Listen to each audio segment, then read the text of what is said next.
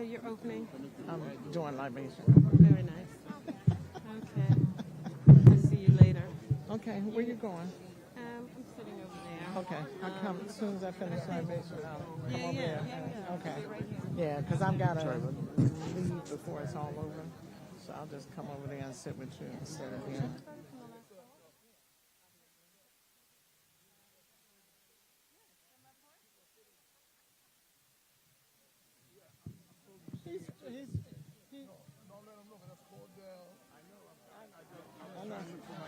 Okay. Anyway, let me let you go. Who is that? Excuse me, Okay. I just want to... Okay. I want to thank you. Well, you don't have to go to the back. You sit right there. Yeah. He should sit right there, shouldn't he, for right now? Yeah, he's going to start drumming so people can see. Right. Yeah, sit right there so people can see. I'm going to put your Okay. Okay. I'll be over here. I'm going to put your bags behind you. Okay. Okay. Like right? It's right here. Okay. It's nobody. I don't know who's. Good morning. Thank you. Okay, they're not coming out yet.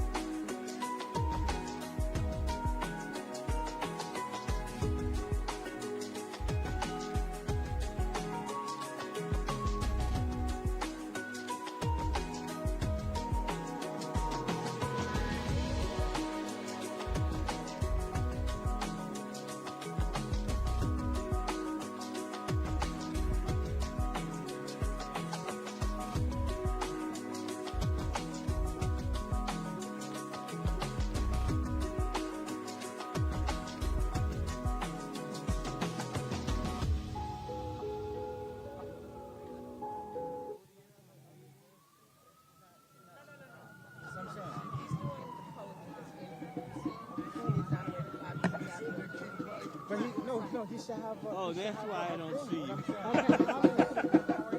All right. No, it's not an empty space. Should I come over there? Someone looking for me? You coming to me? No problem. I was looking. They buried me here first.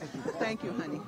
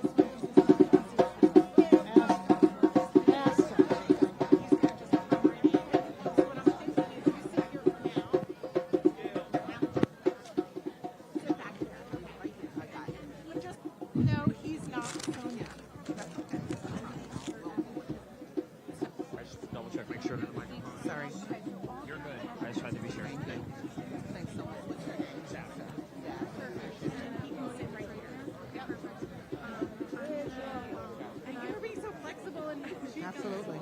Yeah, it's no problem.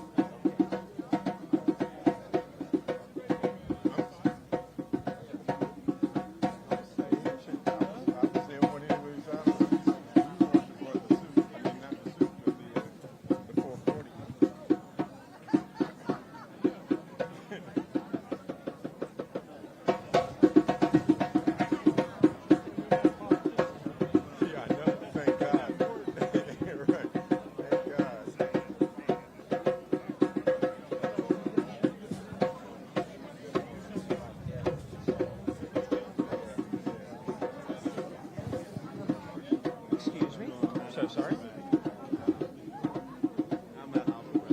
You all look alike, though, but I'm not now. Matter of fact, I think you look better than me. Albert Brand looks better than me, right? No way. But we don't all look alike either. Don't say that. You brought you, right?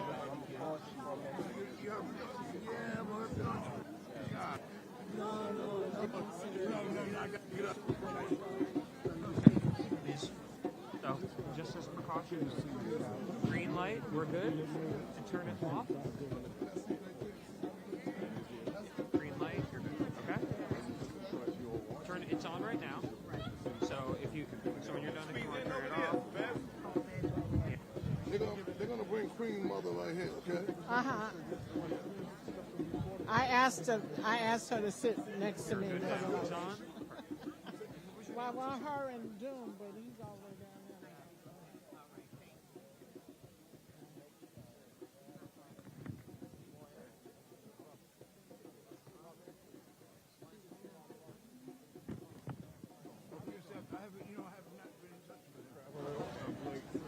I hope he's okay.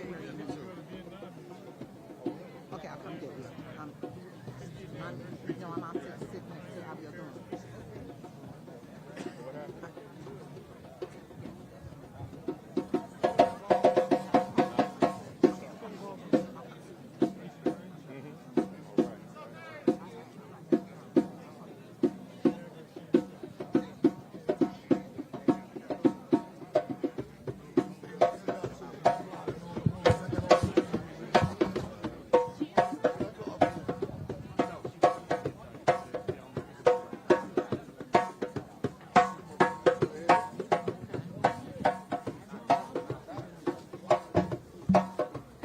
Got it?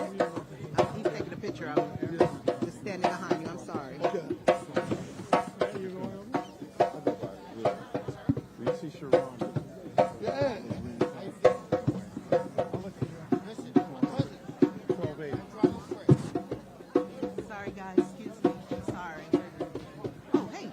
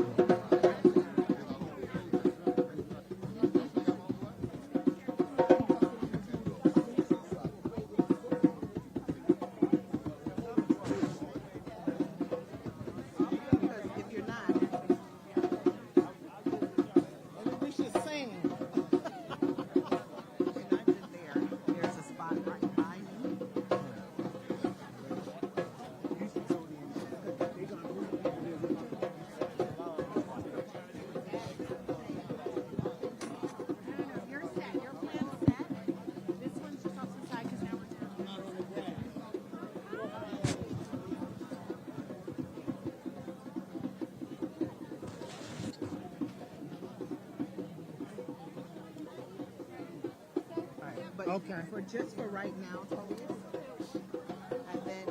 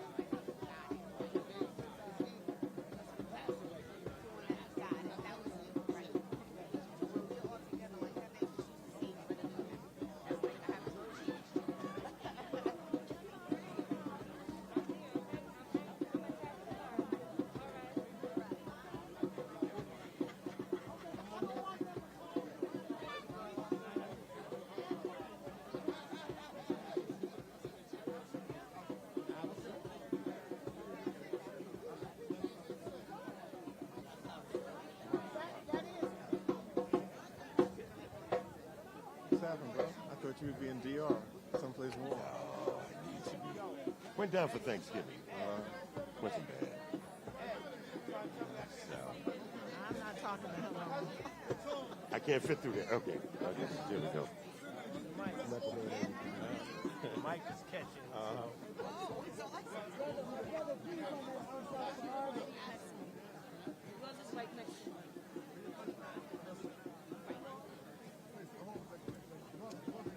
Ask Anton to come out. He said he's Anton's cousin. Anton McCreary's cousin. So let him come talk to him.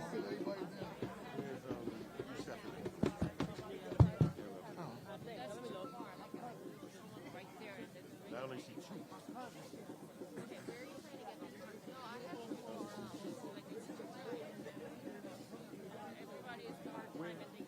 We're the guys who was the city. What guy? We're the other guys who They have seats up there. Got 3 of them here. Oh, sorry. we only got 3.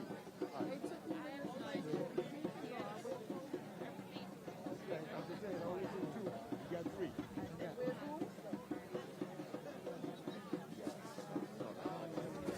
Where's who singing? Tell me again. Oh, the imam? Oh, Raymond? I'll send it to Raymond? you. I love that. I know, they got seats here. Where the brothers at? There was, Okay. Come to where the speakers are. Okay? Ishe Oluwa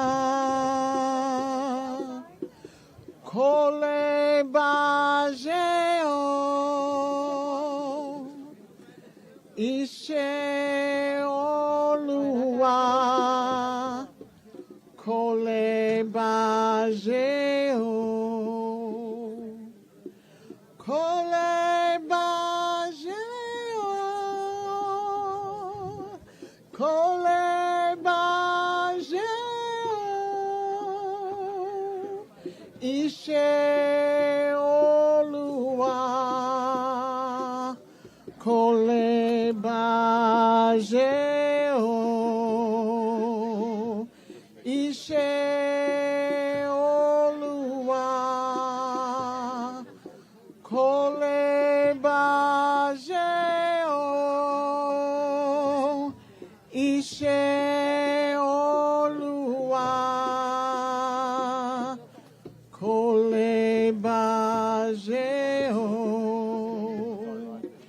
Kole Bajeo Kole Bajeo Ishe Oluwa Kole Bajeo. Come by here, Lord, come by here. Come by here, Lord, come by here. Come by here, Lord, come by here. Oh, Lord, come by here. Somebody needs you, Lord, come by here. Somebody needs you, Lord, come by here.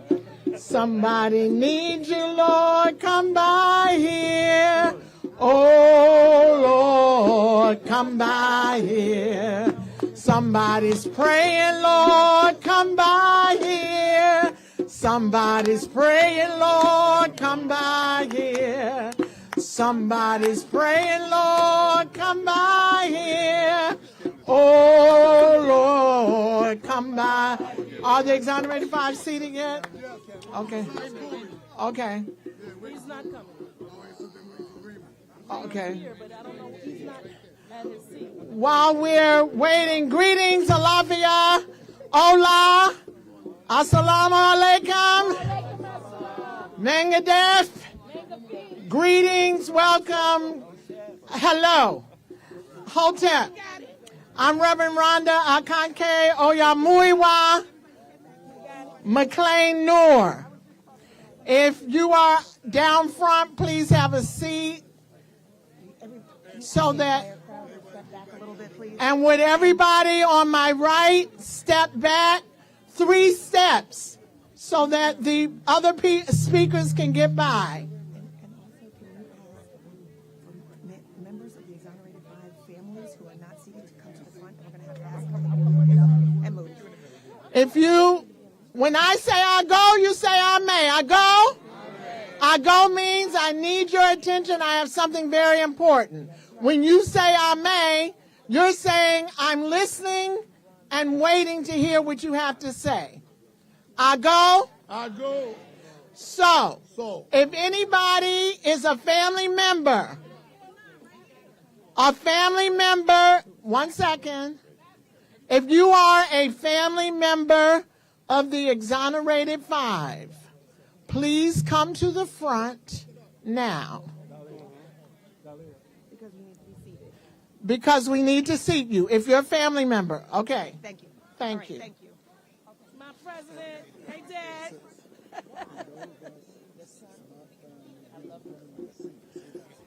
And those who are not family up front, please allow the family to be seated. Yes, there you go.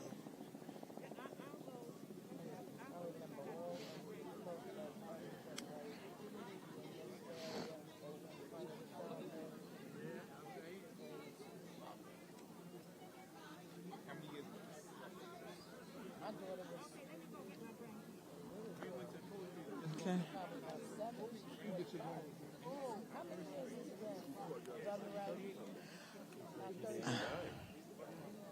About 33 years.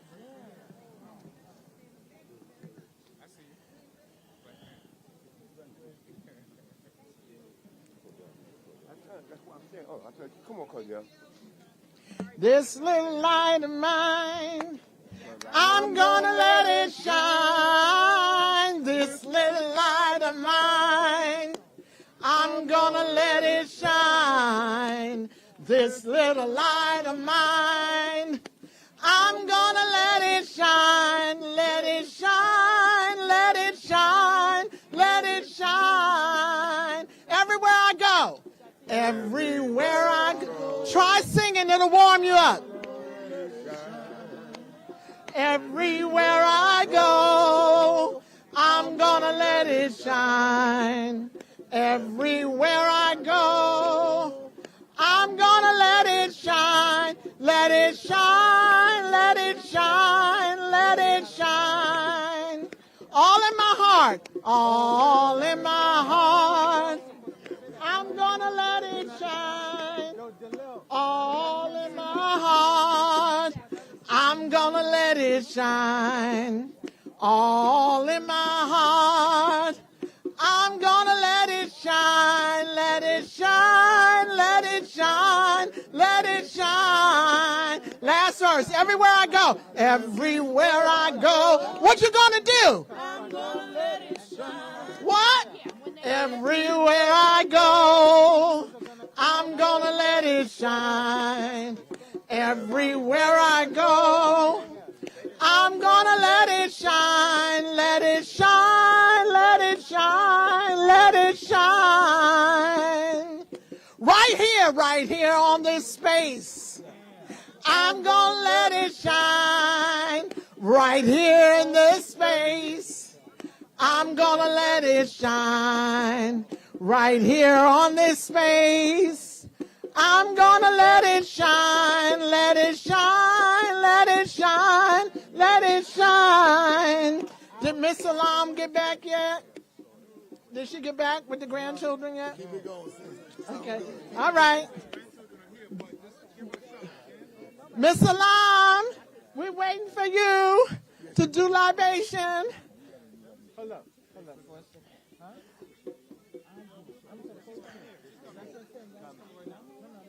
Sing another song. Oh, freedom. Oh, freedom. Oh, freedom over me. And before I'll be a slave, I'll be buried in my grave and go home to my Lord and be free. Oh, freedom.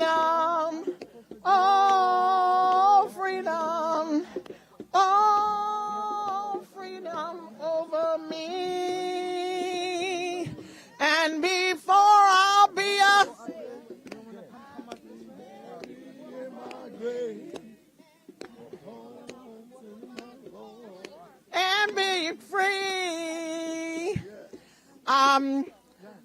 Greetings all again. I'm going to pour libation. If we can have a moment to go from secular. That's all right. We're getting it together. We appreciate your patience.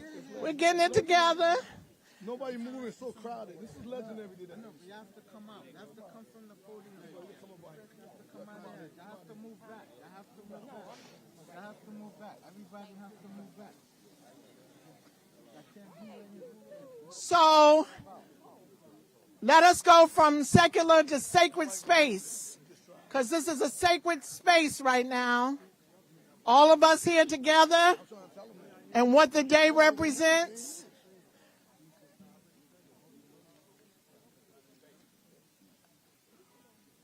We pour libation in the African tradition, which means that we are remembering the ancestors that have gone before us. And in that, we say Ashe, which means let it be so. It's just like amen. So when it's your time, you say amen or Ashe or let it be so. Yeah, whatever your thing is, okay? We're going to ask that you speak to that which you speak to, which is ever your higher power or your higher self. I'm going to speak in Yoruba first, a little, as I pour libation, and then in English. And we use water because water does what? Cleanses, nurtures. What else does it do? Purifies. So we remember we pour to the earth to purify and remember our ancestors who are on the earth.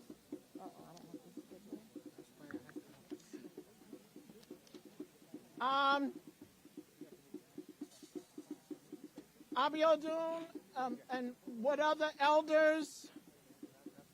Can we see Abiodun? Oh, here, right here. Is Queen Mother up here? Queen Mother is here. Okay. So, elders, is it okay to continue?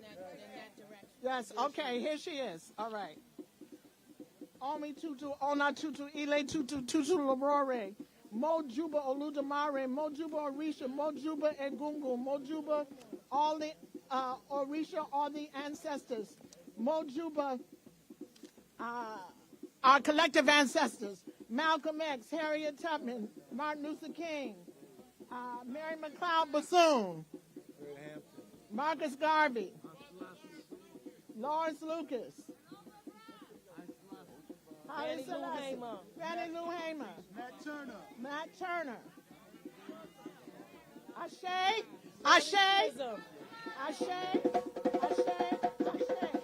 I salute my ancestors, my personal ancestors, my father Clarence Green, who taught me unconditional love, Ashe. My mother Sylvia Green, who taught me that there ain't nothing to it but to do it, Ashe. And my son, Rashawn Khalid Hilson, who lived on purpose every day. Ashe. We pour to all of our ancestors that came over from the Middle Passage. Ashe. Those who jumped over the ship and decided they would not be slaves. Ashe. Those who worked from sunup to sundown. Ashe. Those who had hoses and dogs sicked on them so that we could be here for a day such as this. Ashe. We pour in honor of all of the ancestors of the Exonerated Five today. Ashe, Ashe. We say to the Lenape people, on this land we stand. Ashe. And to the Seneca Village members who were here before anything. Ashe.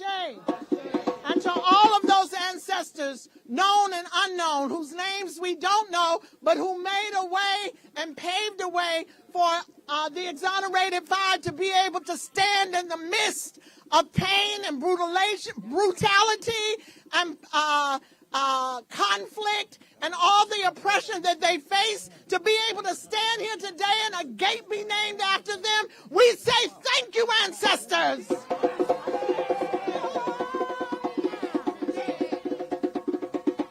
Now, you call out your personal ancestors, because as long as we call them out, They live. Call them out now.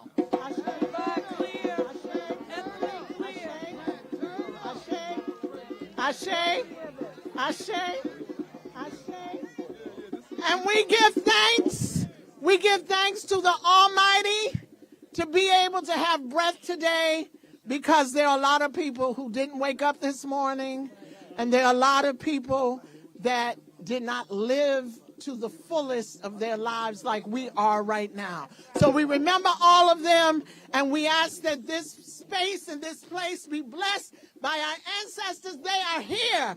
Ashe, Ashe, Ashe. Oh, yeah.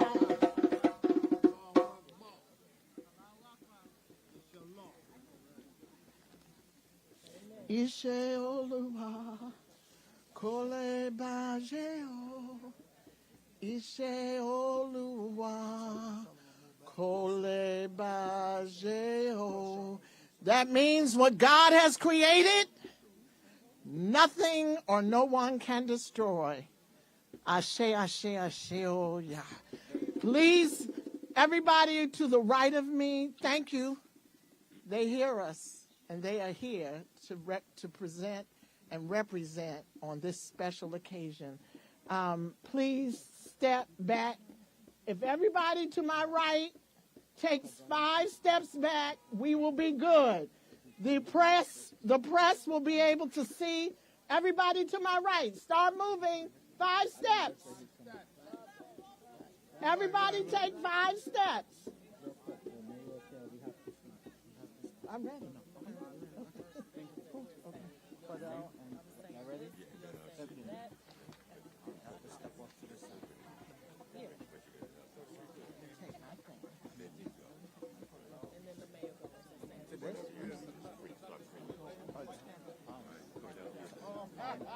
Telling them people move to the left too. They got to take some steps back. Okay, I'm going to ask everyone, we are here for a wonderful occasion, but I just have to ask everyone to my left to just take 2 steps back, please. Just 2 steps, would you please? Cameraman, would you please just take 2 steps back, please? And so the people in front of you can just take 2 steps, please.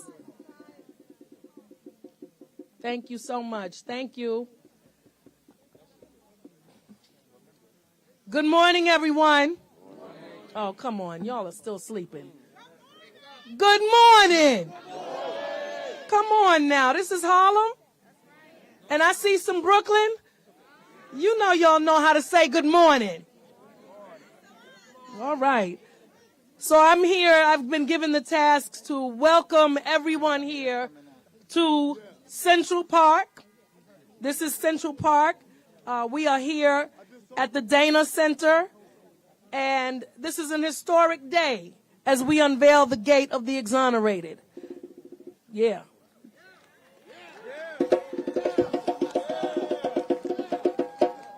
Today we are making history, unveiling the first named gate since the park was opened in 1860. First newly named gate. So this is historic in so many ways.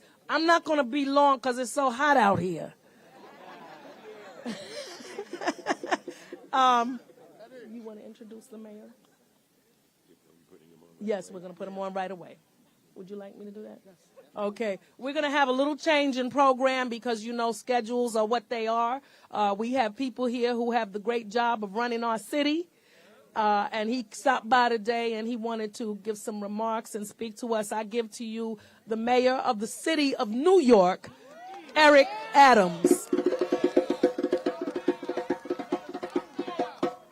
not keep that moving. Yeah, we're going to keep this moving.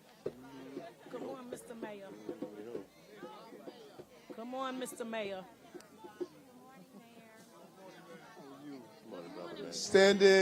Standing next to Reverend Herbert Daughtry, Yeah. Reverend Sharpton,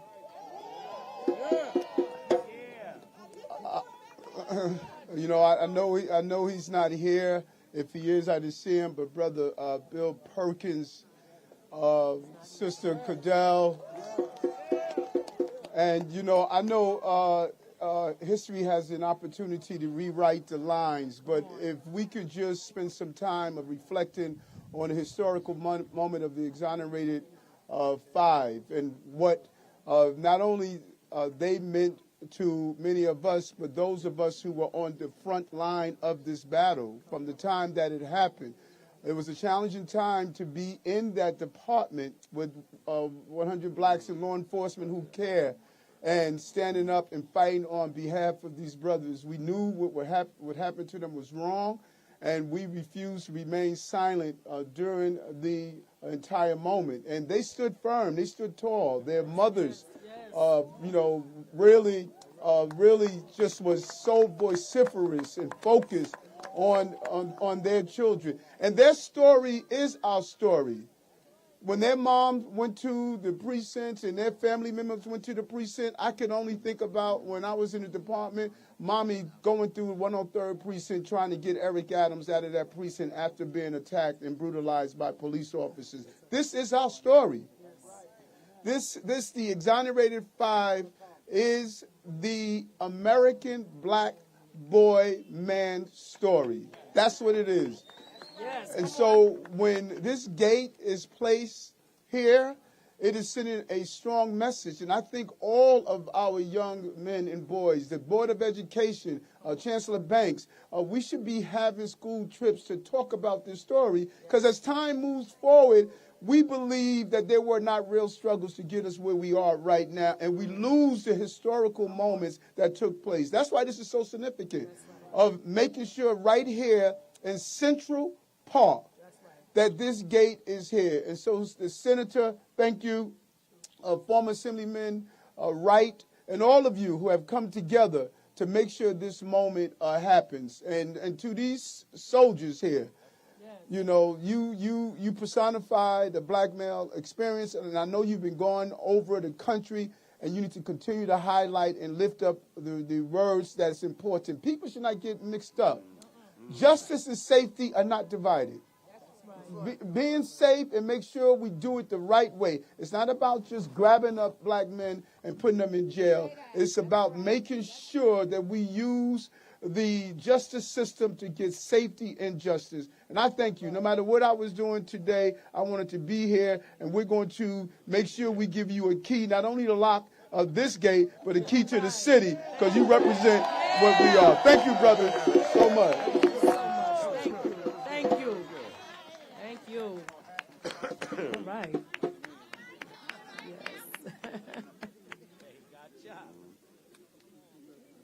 I'm going to keep the program moving along. We want to thank our mayor for coming by today.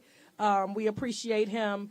I'm going to open up, as we do in our community, with our first prayer, which is going to come from Imam Talib Abdul Rashid.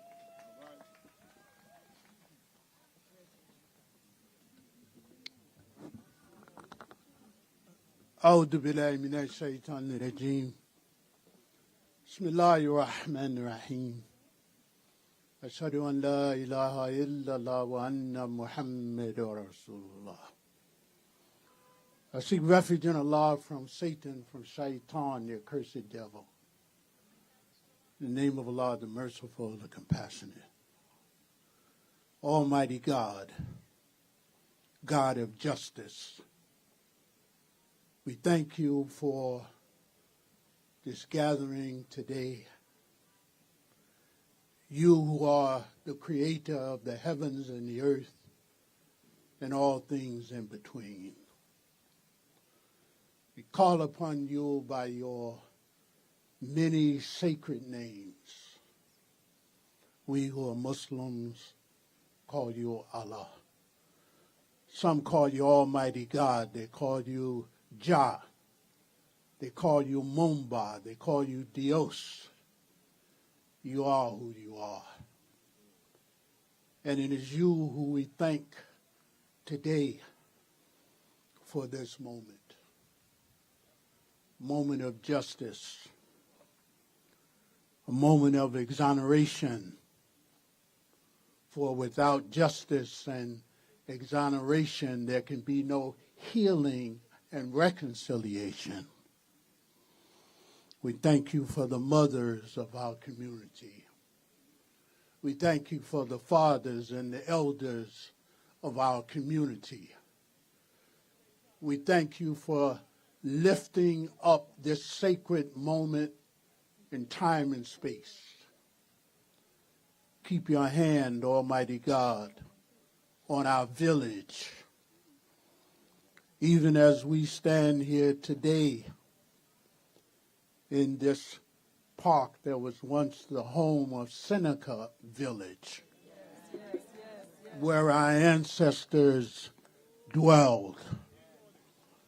Keep us safe, O God, during this time of peril and danger for our children. Make our village, the village of Harlem, world's most famous African village, a place of peace and safety, for we need this.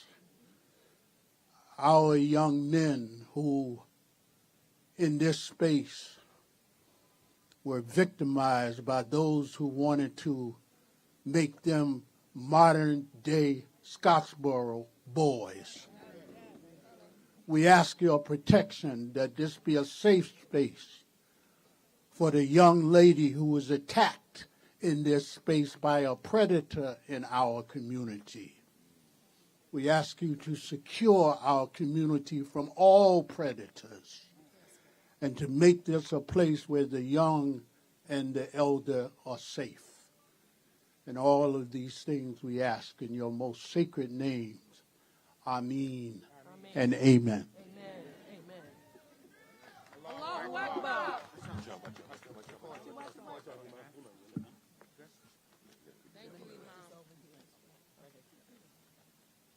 Good morning. My name is Keith Wright, and I am co-hosting, emceeing today's festivities. We've had to change our program around, but it is up to Senator Clear and myself to make sure that we keep this program moving. It's cold out here. I have long johns on. I'm sure some of you do. Al Sharpton's got a lovely coat and a scarf, and a hat. So he's prepared. He is prepared. So I just want to say, Imam made reference to it. In 1931, we had the Scottsboro Boys. In 1955, we had Emmett Till. In 1989, we had the Central Park Five, which is now known as the, say it with me, the Exonerated Five.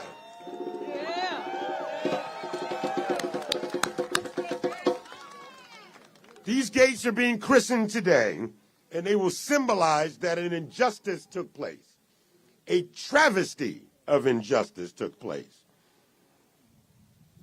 upon these 5 black and brown boys from our community. It is very appropriate that our next speaker, who is going to give a prayer, I can't tell you how many demonstrations. 1989, down at City Hall, State Capitol, where else? I don't know. We were everywhere in all sorts of kinds of weather. So it is very appropriate that this man come up and give us this prayer, because he was out in the forefront and still in the forefront. And if he were there in 1931, he would have been out there with the Scottsboro Boys. If he were there in 1955, he would have been out there with Emmett Till.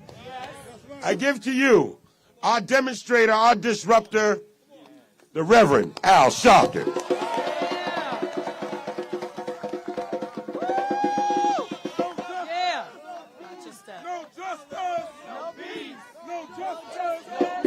No justice. No justice. No justice. No justice. No justice. All right. Let me say this. 33 years ago, we didn't have these many people at the courthouse. We have more people this morning than any morning these 5 young men and their families, their mothers, had to walk in that courtroom alone and face a vicious lie that cost them years in jail.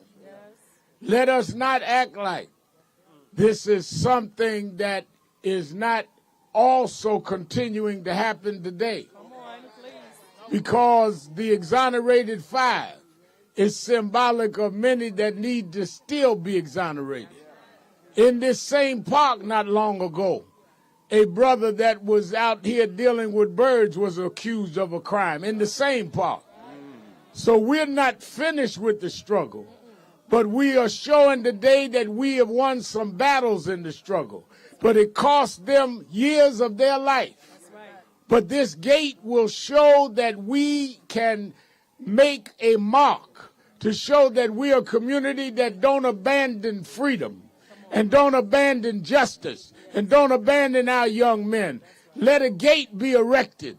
That's a gate toward justice. It's interesting that we are on this side of Central Park, because the gates on the other side is for the corporate world and for the wealthy.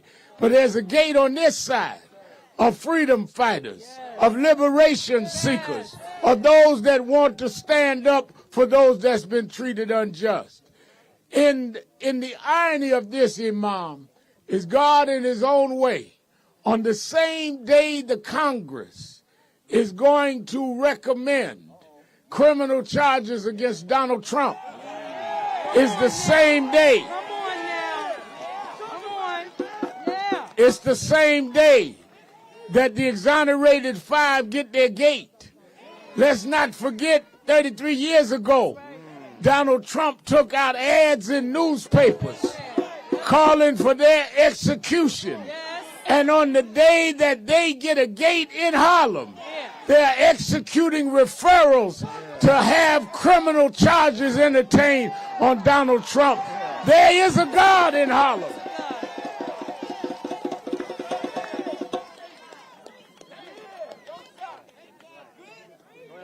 In fact, Reverend Daughtry and I may take out an ad for Trump. Do that. I got a couple of dollars. Yeah, I'll pay for that one. I'll chip in, brother. Yeah. Let us pray. Yes. Y'all know I had to speak before I pray. I had to talk to y'all before I talk to God. Dear God, we thank you. Thank you, God. We thank you that you said if we're faithful over a few things, you'd make us ruler over many. We thank you because you said the race isn't given to the swift, nor to the strong, but those that can endure. We thank you for the endurance of these 5 young men. We thank you for the endurance of their families.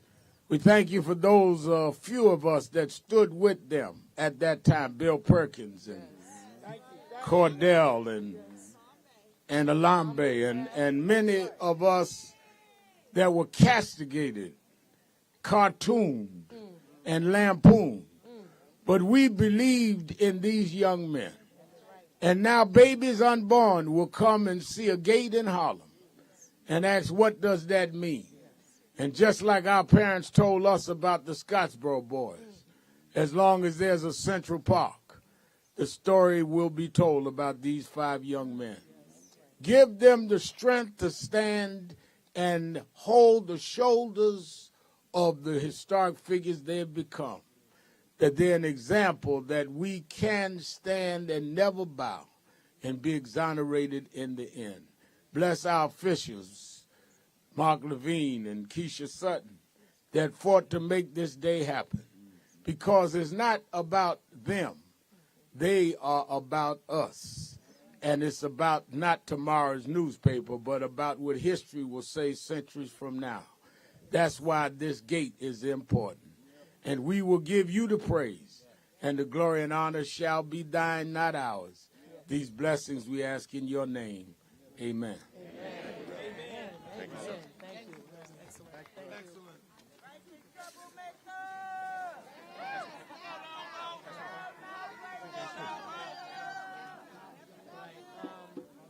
They call him the loudmouth. Go see that movie.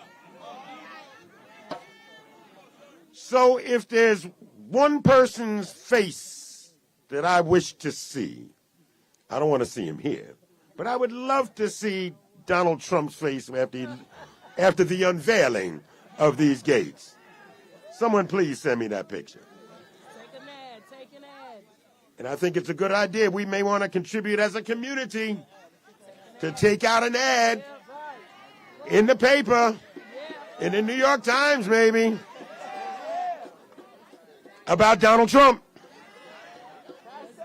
So, here to lift us up, here to help us lift every voice and sing. This event would not be appropriate unless we had Sonia Simmons to come and sing Lift Every Voice and Sing. Lift every voice and sing till earth and heaven ring with the harmonies of liberty. Let our rejoicing rise high as the listening skies. Let it resound loud as the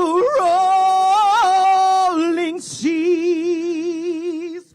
Sing a song full of the faith that the dark past has taught us. Sing a song full of the hope that the present has brought us. Facing the rising sun of our new day begun. Let us march on till victory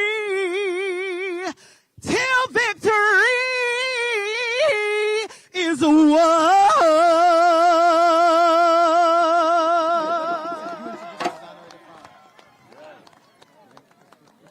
Thank you, thank you, thank you. Senator, the floor is yours. Thank you. All right. Yes. Yeah, she's family, y'all. That's Raymond's family and mom's and father, y'all. Don't push her. What's going on? Family. What's going on? Yeah. Joanna could come over here if it's too much. Yeah, I will. Okay. I need folks, we know everybody is excited about today, but we have family members up here who are standing and they're being pushed forward. Can I just ask you, please, just take a step back, please. All you got to do, just one step, okay? One step. I mean, we're going to do it. It's okay. Come on, I need a step. Okay, hey, how you doing, sis? All right, good. Yeah. So I'm Senator Cordell Clear. Those of you in the front, please, I need you to, because they can't see behind you, sir. All right, thank you. In April 1989, a woman was brutally attacked and beaten within inches of her life and left for dead in Central Park. Many teenagers, black and brown boys from Harlem, were rounded up and arrested. Y'all need to know that the number was greater than 5. It was dozens. And their false confessions without their parents were coerced by officers during hours of interrogation, without anyone present, without anything to eat, without sleep, under great pressure. In 1990, based upon these confessions, and mind you, there was no physical evidence whatsoever, none. 5 of these men were convicted of heinous crimes, assault and rape.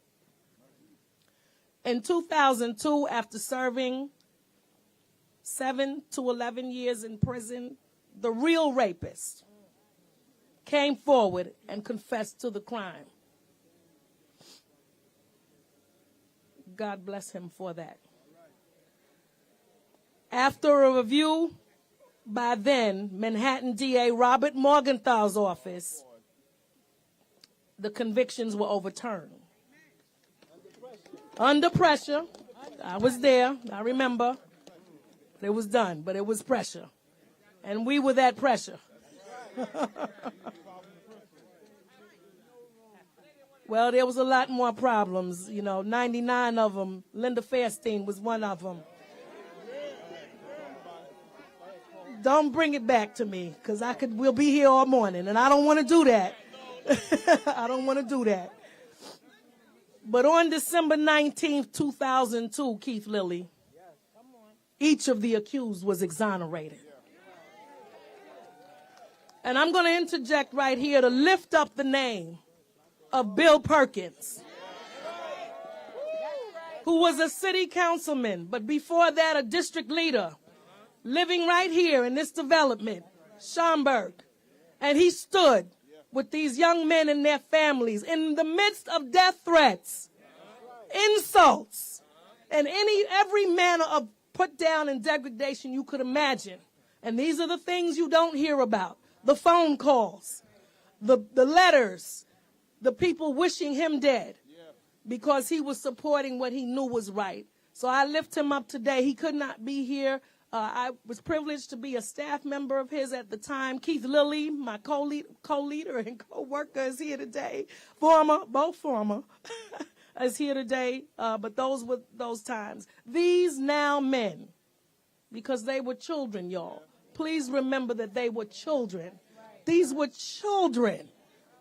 A whole city, nation was against children. 5 little boys at the time. These now men, having overcome layers of systems that had wronged them in law enforcement and the media, included, have become authors,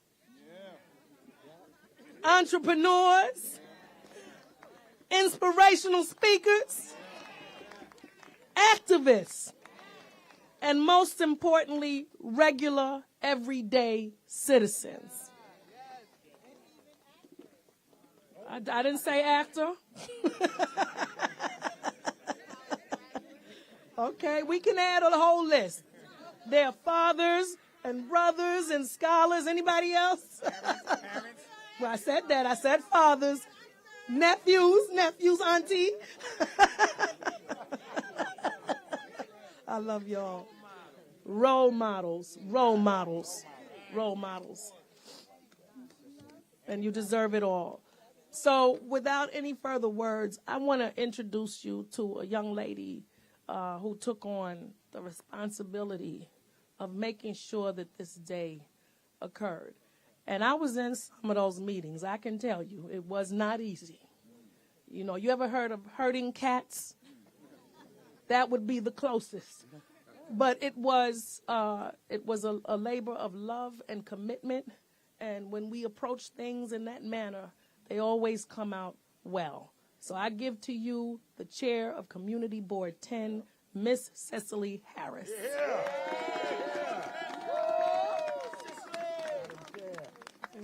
Thank you. Good morning. My name is Cicely Harris. I'm the chair of Community Board 10. What a beautiful day it is to be in the north end of the park. What a beautiful day it is to be in Harlem. And we were all put here for such a time as this. When Central Park Conservancy came to the 2019 Manhattan Community Board 10 General Board meeting to discuss renovations to this north end of the park, an idea to highlight social justice and the Exonerated Five was born. From that suggestion, given by then board member Chanel Washington, a committee was formed as part of CB10's Parks and Recreation Committee, headed by the dedicated committee chair, Karen Ori.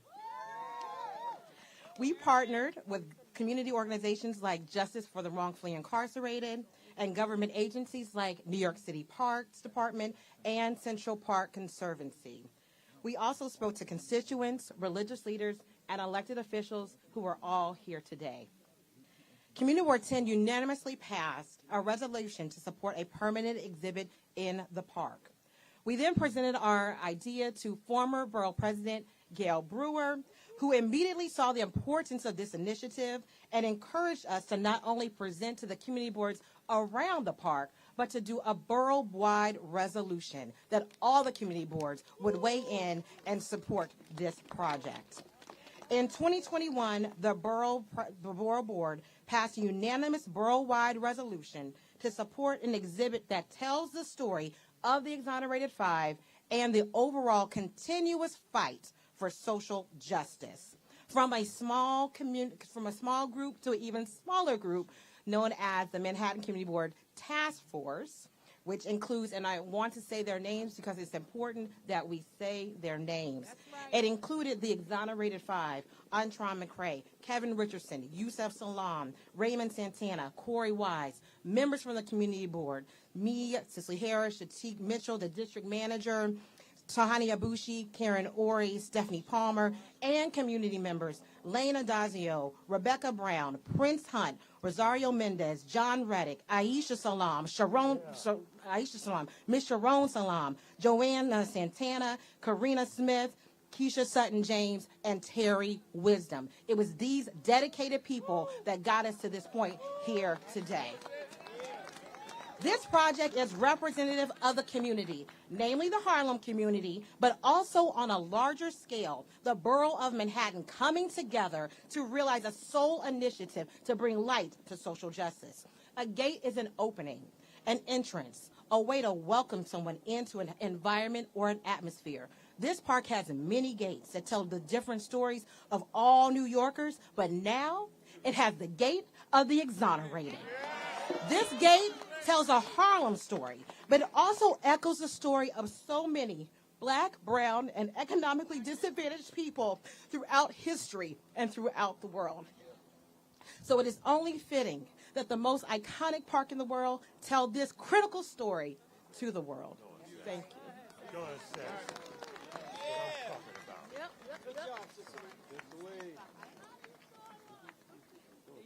Thank you so much. All right, thank you. Thank you so much, Community Board Chair Harris. It was beautiful. Good morning, everyone. I am Sue Donahue. I'm the New York City Parks Commissioner. And it is wonderful to be here in solidarity on this bittersweet occasion. I am absolutely honored to join you in this historic unveiling. At Parks, we are committed to creating safe, inclusive spaces for all park goers. As part of that effort, it's important that we recognize inequities in our park system and serve as agents of change, progress, and equity. One of the ways we're doing that is by adding diverse representation on our park namings as we work to address the impacts of racial and social injustice.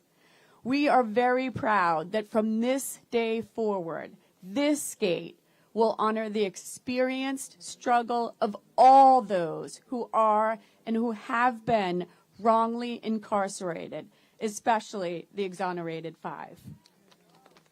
And we acknowledge that statistically those most impacted are people of color. It is our hope that everyone who walks through these gates into one of the most majestic and scenic parts of Central Park will take a moment to reflect and remember those who have fought in the face of injustice. I'd like to personally thank the task force behind this effort, who have been working tirelessly for nearly 2 years to realize this dedication. They include the Harlem Community Board. They include the Harlem community, first and foremost, Community Board 10, Manhattan Borough President's Office, the Central Park Conservancy, Justice for the Wrongly Incarcerated, and most importantly, the Exonerated Five and their families. I'd also like to thank the Parks Department team, including New York City Parks Assistant Commissioner for Partnership and Community Development, Karina Smith, and the Arts and Antiquities team led by Director Jonathan Kuhn, as well as our partners in city government, our great Mayor Eric Adams, the Landmark Preservation Commission, and the Public Design Commission. All the forces coming together to make this great day happen. It took so many people and so much passion to get here today. And although what brought us together for this cause is the product of hatred and injustice, we hope that this, the Gate of the Exonerated, can live on as a positive message of change, of healing, and freedom. Thank you so much.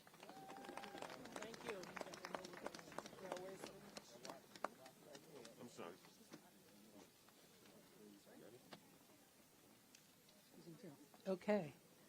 Good morning to everybody. I am Betsy Smith. I'm president and the chief executive of the Central Park Conservancy, the not-for-profit organization that cares for and manages Central Park. What a day for New York and what a day for Central Park. It really is a momentous one. I'd like to acknowledge the members of the Exonerated Five and their families, as well as the Mayor of New York, Cecily Harris and Community Board 10, Commissioner Donahue, and all of our special guests. For more than 40 years, the Central Park Conservancy has worked to enhance the bond between New Yorkers and Central Park. We do this by listening to our neighbors, friends, and the communities we serve. 3 years ago, we listened to our Harlem neighbors discuss the need to address the lingering pain stemming from the events of 1989. We listened to how pressing issues of our day, criminal and racial justice, impact so many New Yorkers on a daily basis. We heard the desire to do something in Central Park that could leave a permanent, lasting impact for generations to come. For the answer, our team at the Conservancy looked to the original democratic intent of Central Park, to create a welcoming place for all people. Nowhere was this more visible than the names assigned to the park's entrances. The park's founding commissioners decided not to name the gates after individuals or famous people, but rather to name them for the people of New York, artisans, merchants, women, warriors, all saints, and more. It was a powerful gesture then, and it is made all the more powerful and relevant today as a gesture of reconciliation. Naming this entrance the Gate of the Exonerated is historic. No gate has been named in Central Park since the original names were given in 1862. It's amazing. Amazing. In this rare event, the Conservancy sees a path to repair a damaged bond by commemorating an entrance to the most iconic park in the world, to our fellow New Yorkers impacted by the justice system. The exhibit in the Dana Center behind me, right there, tells the story of the gates, and after the dedication, I hope you all will go in and get warm and take a look. It's a fascinating story. I want to thank you all, thank all the families and the Harlem community for working with us, the Conservancy, to create this historic day. Thank you.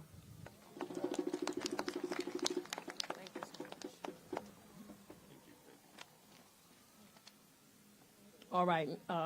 I'm going to introduce the next speaker, but before I do that, you know, when you have a court case, it's very, very important who represents you.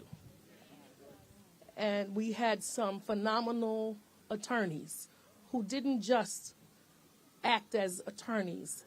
They went beyond and acted as activists. They took it personal. They took pride in what they were doing, and they fought hours and hours that I'm sure weren't even all accounted for or compensated. So I just want to recognize a couple that I see here today. Roger Wareham. Come on, let him see you, Roger. Yeah. Yeah. And I saw Jonathan Moore. Where's Jonathan? Where are you? Well, he was here earlier. I'm sure he's in the area in the back. Okay. Well, these are people who weren't in the back. They were in the front. And they were in everybody's face, every mayor, the controller, you name it. They took it through every phase that it had to go through. So I really want to recognize them today for the greatness. And I want to shout out my brother. He's not a lawyer, but Omawali Clay. Come on, straight ahead, everybody. That's right. We love you. Oh, yeah. And today, yeah, he's not here today, but Michael Tarif Warren. Yes, Mike Warren. Thank you, Keith Lilly. I also want to recognize some elected officials who came here today. Some of them had to leave, but we did have our Congressman Adriano Espaillat was here earlier with us. I want to recognize my colleagues, the Reverend Assemblyman Al Taylor. And then this is our baby brother, our baby big brother, Assemblyman Eddie Gibbs. Yeah. So anyway, so I don't want to delay anymore. You know, the families of these young men. I don't know. God must have picked them, but because He picked the right families. They were strong and they fought. They fought for their children. And today we have a leader who has not only fought for her son, but I've been involved with her fighting for children in foster care, fighting for justice for other young people, fighting even for legislation currently. And that is our own Sharon Salaam.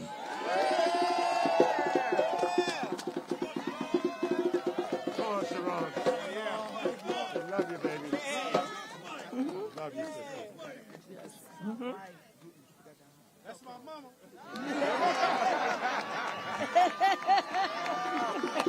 Wow. All right now. Okay. Here, you are. Okay, here. Oh, let me move it a little bit. You know, I am so happy to be here. I'm happy to know that the sun is shining because, you know, it could have been raining. Because as much as the weatherman knows, God knows more. You know? So we're here on a good day. We don't have the tent, but we're warmer, I understand, because the tent is not here. See how God works? Yes. Yes. When we started going through this situation, let me tell you, it was one unbelievable experience for all of us, especially for me, never having gone through anything like this before. And I really, at that point, did not even know any children who were incarcerated. I was like the many of us who thought that it was an anomaly that children were behind bars until I got up to Harlem Valley and I saw 400 children. Not only were they behind bars, but they were behind double wired bars with, what do you call that, chicken wire fences. And it was like unreal seeing all those children in one place. And it brought everything home to me. And I do agree with Cordell when she talks about those people who stood with us in this fight. And one of them was the Nation of Islam. I know you all probably have not heard of that group, but they stood with us. Yeah. And the other was David Norcente. And David almost lost his job because he was getting ready to stand for us. Because Elizabeth Lederer tried to have him fired that night. But God was in the plan, and that did not happen. The December 12th movement that was always with us, you know. And what that group out in Queens? The one that monitors the media against black people? SEMO child.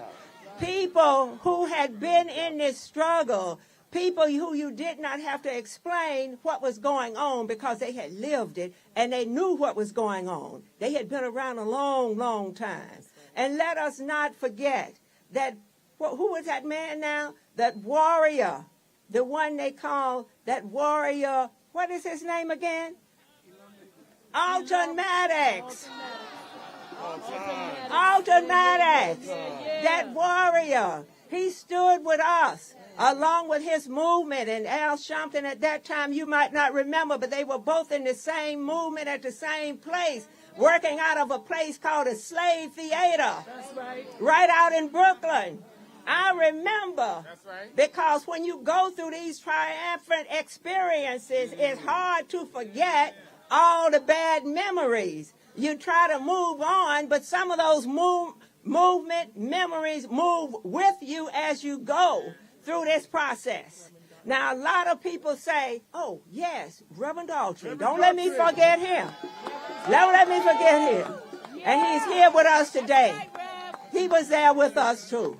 You needed a special kind of people. And there was a group of women who actually supported us that was multicultural. But there was also a group that did not support us that was all white. But we had to live in this struggle. We lived through the hate mail. We lived through the good mail. We lived through everything. And as part of us living, people grew through this process. And earlier, Cordell mentioned, who was that man? Bill Perkins. When I first met Bill Perkins, he had been running for everything, they said, except for the dog catcher. God is good. This case pushed him over, and it made him the man he is today. You never know what road you're going to be pushed down and what's going to stand in your way to give you the strength to do what you have to do. And Elambe breath. Did we remember Elambe breath?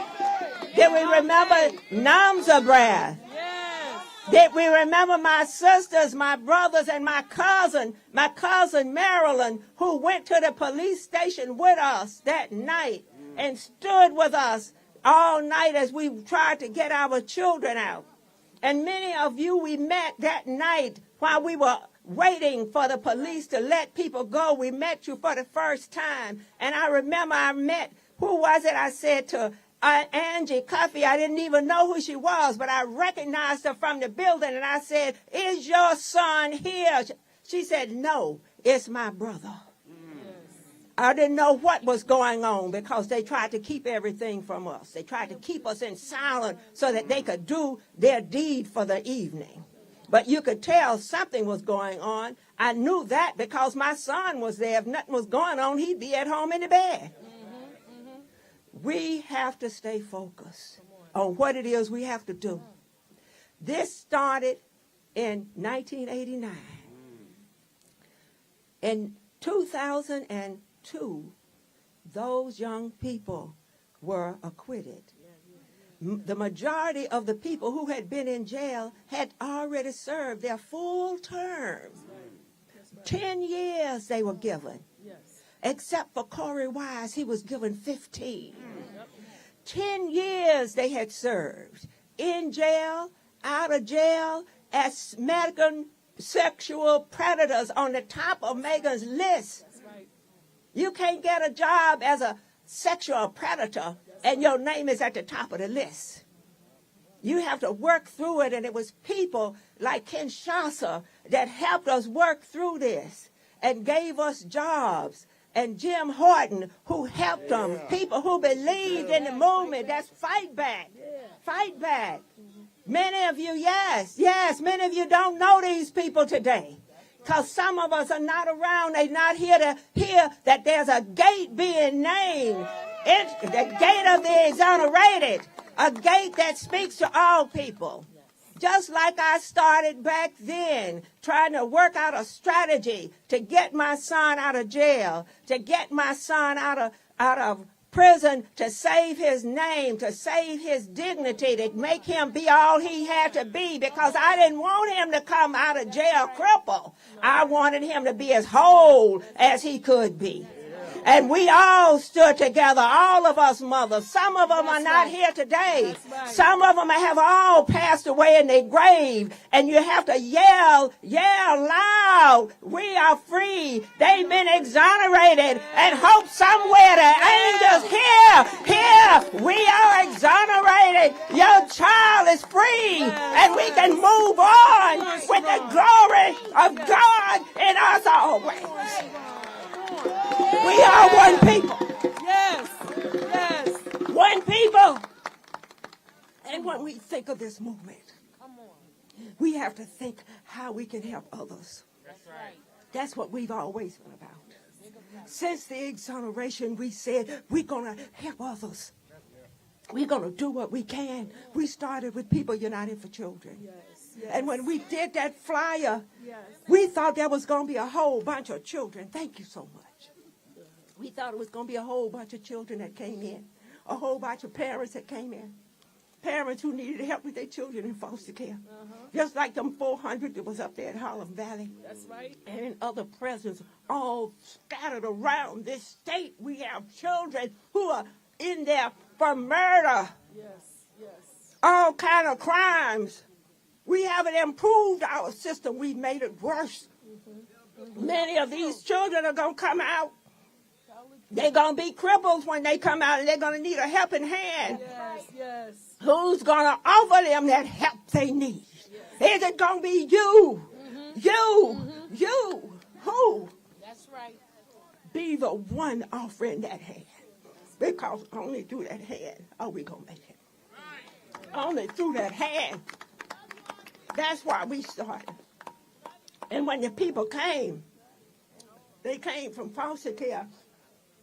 I was surprised. I said, gee, all these people are here from foster care. I put out a photo and it said, if you need help and your children in trouble, come. And they came. And God blessed us with Renee Jackson and others from December 12th. See, that keep resonating with December 12th. They have a whole resource of all kinds of people who can come and help. They came to help. And we worked with those people. And we helped a number of people coming out. When you're doing that kind of work, you don't know who you helping. That's right. Come on. You don't know. I was standing on 125th Street through the Hill to Land Walk. A man walked up to me, and he pulled a card out of his pocket, and he said, Miss Salaam, you probably don't remember me, but I'm Elder Flournoy. I didn't remember him. So I said, okay. He said, I came to you. He said, I pray for you every day. He showed me this card was all bent up, covered with stains. And he showed me the card. It had Sharon Salaam, People United for Children on it. He said, I walk with this card in my pocket every day.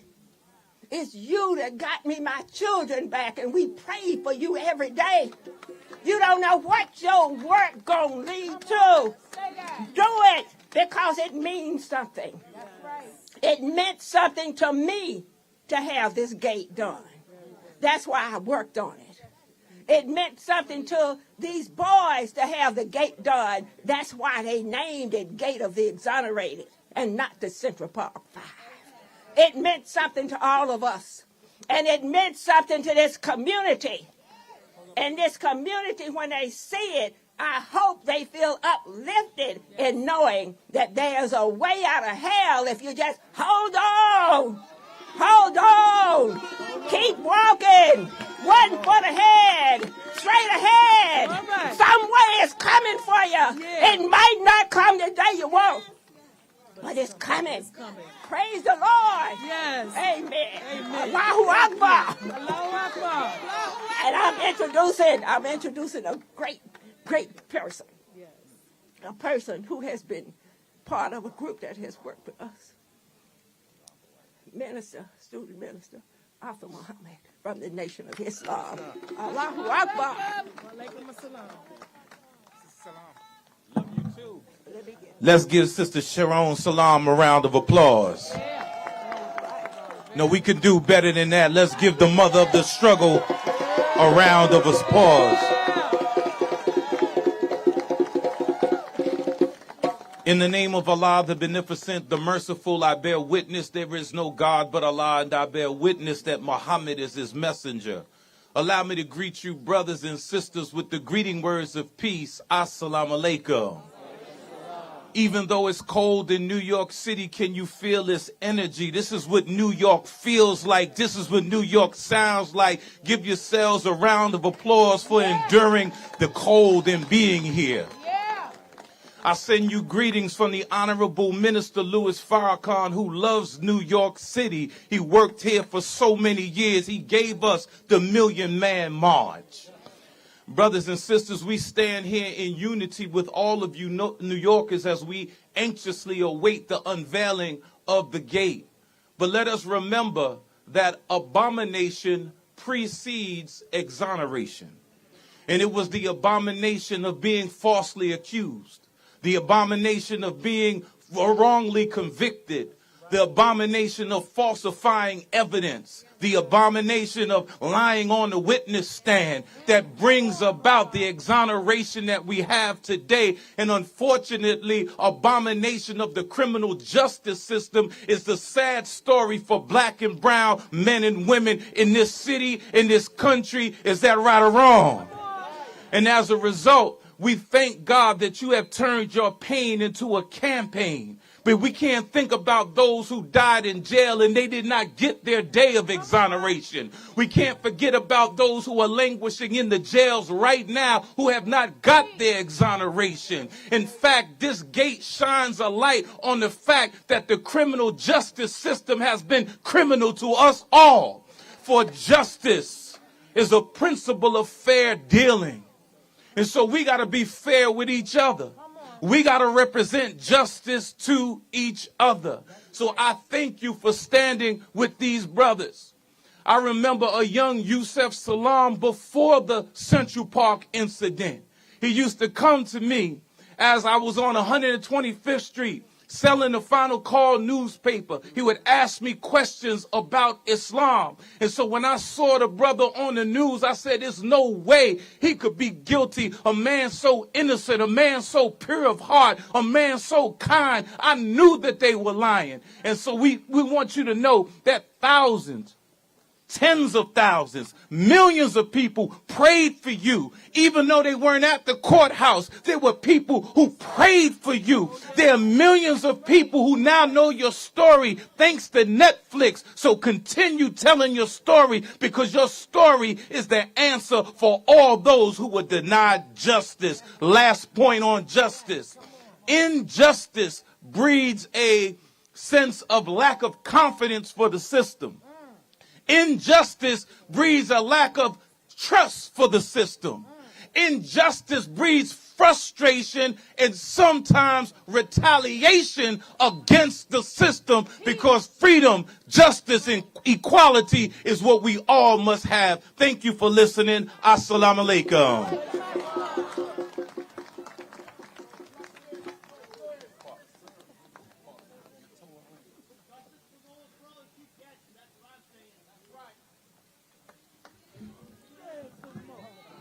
Peace and blessings, everyone. Love and light to you all. My name is Jamani Williams. I'm your public advocate of the city of New York. I am so honored to be here. And the story's not finished, but this is an awesome arc to the story. In 1989, I was 13 when I saw what was happening to some young boys that looked like me, and I saw some awesome, strong mothers that looked like mine. And at 13, I was probably at Harlem School of the Arts playing the drums under the tutelage of this man right here, Mr. Eaton. So it's awesome to see him over here. But you saw people like Reverend Daughtry from Brooklyn, like Bill Perkins in Harlem, and all in between fighting for these folks. So to see where we are today is just awesome, and it's amazing, and I'm glad we get to celebrate. But the duality of being black in America is, while we celebrate, I also remember and know that the person who took out that full-page ad at that time became president of the United States of America and is running again. And he clearly steeps in white supremacy, is a fascist, said the Constitution needs to be ended, and there's still a sheeple party following him. That is also true today. The duality of being black, I know that there were half the people in Oregon voted to keep slavery as a form of punishment. That actually happened. And so that is the duality of being black in America that we have to remember. But also, I know we also have to take time to celebrate. That's right. And it is awesome that these 5 young men who were exonerated are getting a gate representing the horror that they had to go through and the horror that so many others are still going through. And that's a hand clap moment in history of this country. But the last thing I want to say is, when you think about that gate, don't just think about it. Walk through it with us to justice. Walk through it with us to equity. Walk through it to make sure people understand holding law enforcement accountable is not anti-police. Walk through it. If you hold the purse strings, make sure the budget reflects the harm that have been done to these communities. Walk through that gate with us, please. Peace and blessing, love and light to you all. Thank you so much.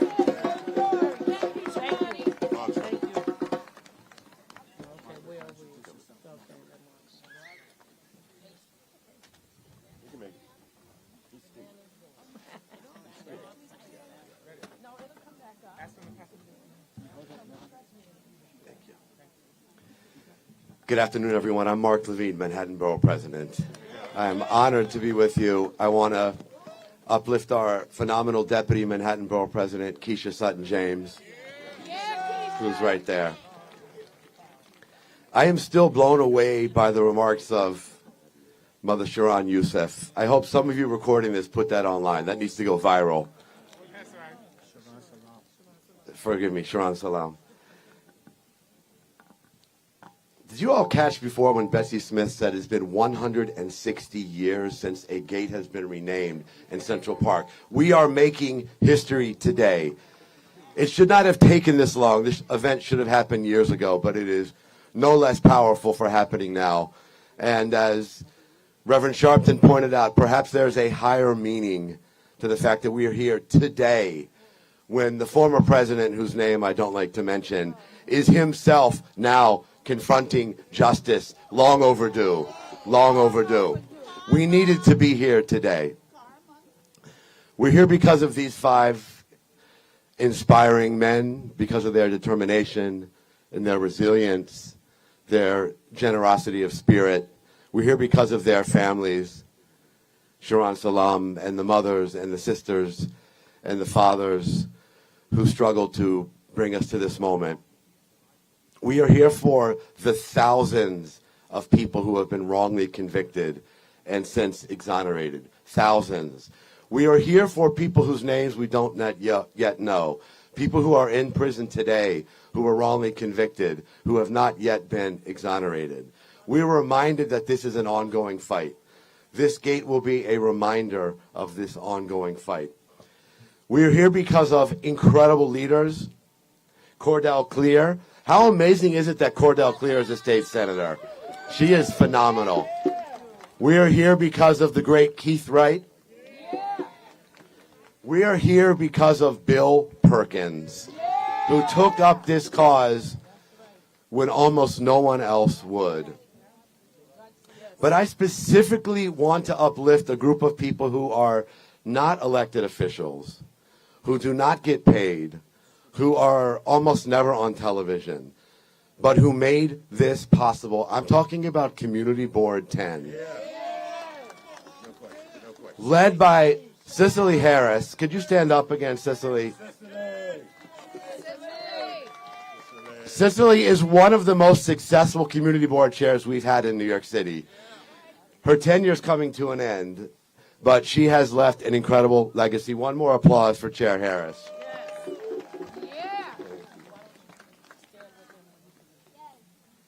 And we elected officials like to bring proclamations. So I'm not going to read all the whereases. Trust me, it's very flowery.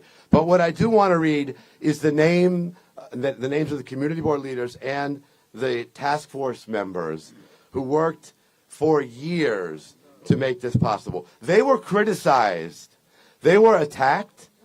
They were told that this was an inappropriate action, and they stood strong. And here we have, this is the entire list here, wonderful. So in addition to Chair Harris, we have an amazing district manager in Shatik Mitchell, who's right here. We love him. We have other community board members who are very dedicated to this. Tahani Abushi, I saw Tahani here, thank you. Karen Horry, Stephanie Palmer, of course, the Exonerated Five themselves, Antron McCrae, Kevin Richardson, Yusef Salaam, Raymond Santana, Corey Wise. And we had a variety of community leaders who stepped up to be part of this task force.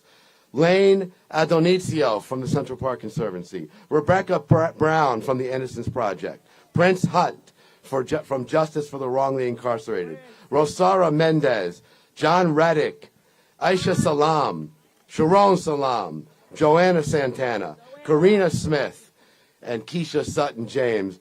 Terry Wisdom. Is Terry here? Terry is amazing. And former Manhattan Borough President and my friend, Matthew Washington. So I'm not going to read you the full proclamation, but I'll just read you the closing. It says, "Now therefore I, Mark Levine, do hereby commend the Exonerated Five Task Force for their contribution to the city and proclaim Sunday, December 18th? Yesterday. We're going to say Monday, December 19th, 2022. Exonerated Five Task Force Appreciation Day in the Borough of Manhattan." Thank you.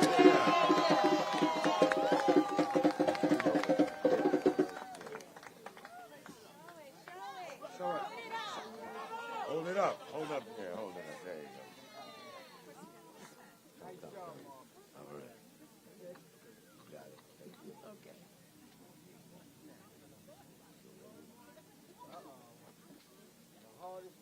Mark, look at this camera right here for me, please. Right there in the back, please. You got it? Okay, good.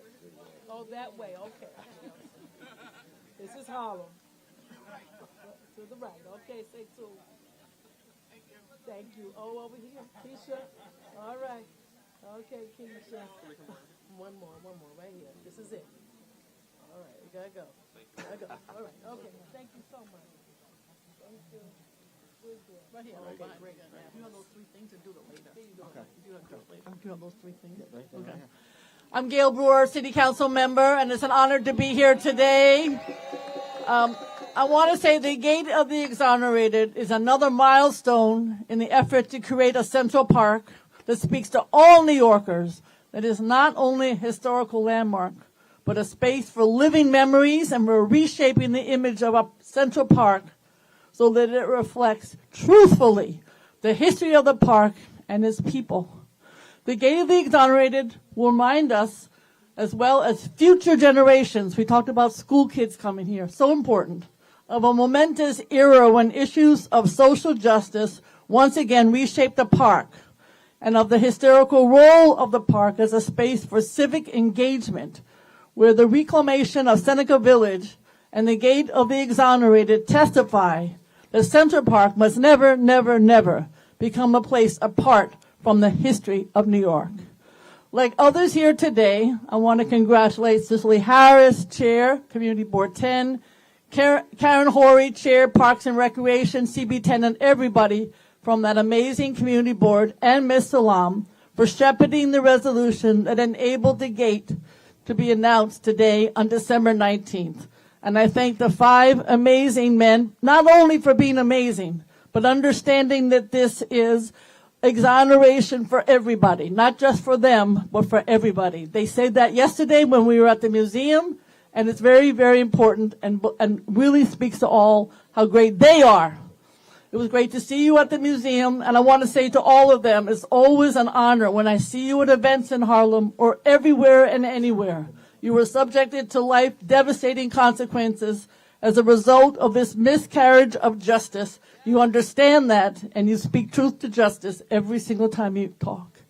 I want to thank Shatik Mitchell, District Manager of Community Board 10, very much. I love him too. And Matthew Washington, who, as you heard earlier, was part of the task force, former Deputy Borough President and former Chair of Community 11. Parks Department, thank you, Central Park Conservancy, and the Public Design Commission. So as a former Manhattan Borough President, my small role getting to today's announcement was to advocate with Community Board 10 for support from the other 11 community boards. Together, we only can do things together in this huge city, we were successful. And this was the timetable. October 2019, Manhattan CB10 Parks and Recreation Committee responded to community-based advocacy for installation of this permanent commemoration of the Central Park 5 and social justice reform. March 2020, the executive committee of that board voted unanimously, nothing's ever unanimous in New York City, voted unanimously to authorize the formation of a permanent Parks and Recreation Exonerated 5 Task Force. December 2019 to May 2020, Community Board 10 facilitate discussions with all of you, community stakeholders, elected officials, government agency, nonprofits, to solidify broad-based support. June 2020, Community Board 10 unanimously passed a resolution in support. Then the hard part, September 2020 to March 2021, Karen, Cicely, everyone, they went to every single community board, the board meetings, the full board meetings, and every single board in Manhattan passed resolutions in support. May 20th, 2021, Manhattan Borough Board voted to support. Thank you. It's an honor to be here. Congratulations to everybody. Yeah. Come on, Alvin. Alvin, let's go.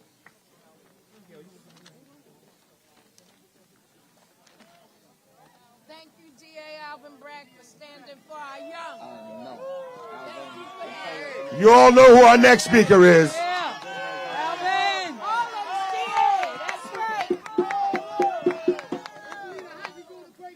Good morning, Harlem. This is beautiful and overwhelming at the same time. I remember 1989. Every time I was stopped by the police after that, I thought about them. I knew some of these leaders back then, and I thank them for showing up back then in '89 and still being here today in 2022. More recently, I've gotten to know these 5 beautiful brothers, and it's been a privilege, and it's been humbling, and get to know your mother. It's been beautiful. So the part for me that is really profound is this has been personal for so long. And now it's professional. Like, I will leave here today and I will go down to 1 Hogan Place, and I'll sit in the chair of Mr. Morgenthau, who 20 years ago vacated these convictions. And I carry that weight of that history as a black man, as someone who's your age, someone who's been stopped by the police, and someone who's been touched and blessed by y'all's lives. The most emotional moment of being district attorney for me, because I've read their court papers recently, because earlier this year, there was a 6th man, y'all know, on the indictment, also charged with rape, Mr. Lopez. And I had the privilege of going into court earlier this year and moving to vacate his conviction. So it was very recently that I read your court documents, and I teared up. The truth is, we shouldn't be here today. We were here today because of mistakes made by my office, and injustices. So I'm just fortunate to be with you, humbled to be with you, and thankful. So thank you. Thank you, Alvin. That's right. Thank you, Alvin.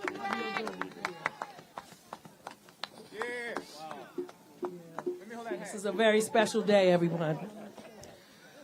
I just wanted to take one moment, just one moment, everyone. There's a lot of people who are in this struggle, many who are not here with us today. They're no longer here. These things take tolls on us. That's right. And I just want to recognize some people that I came to love and even call my own family because of what they went through. And I want to recognize Valerie Cuffey Bennett, sister of Kevin Richardson.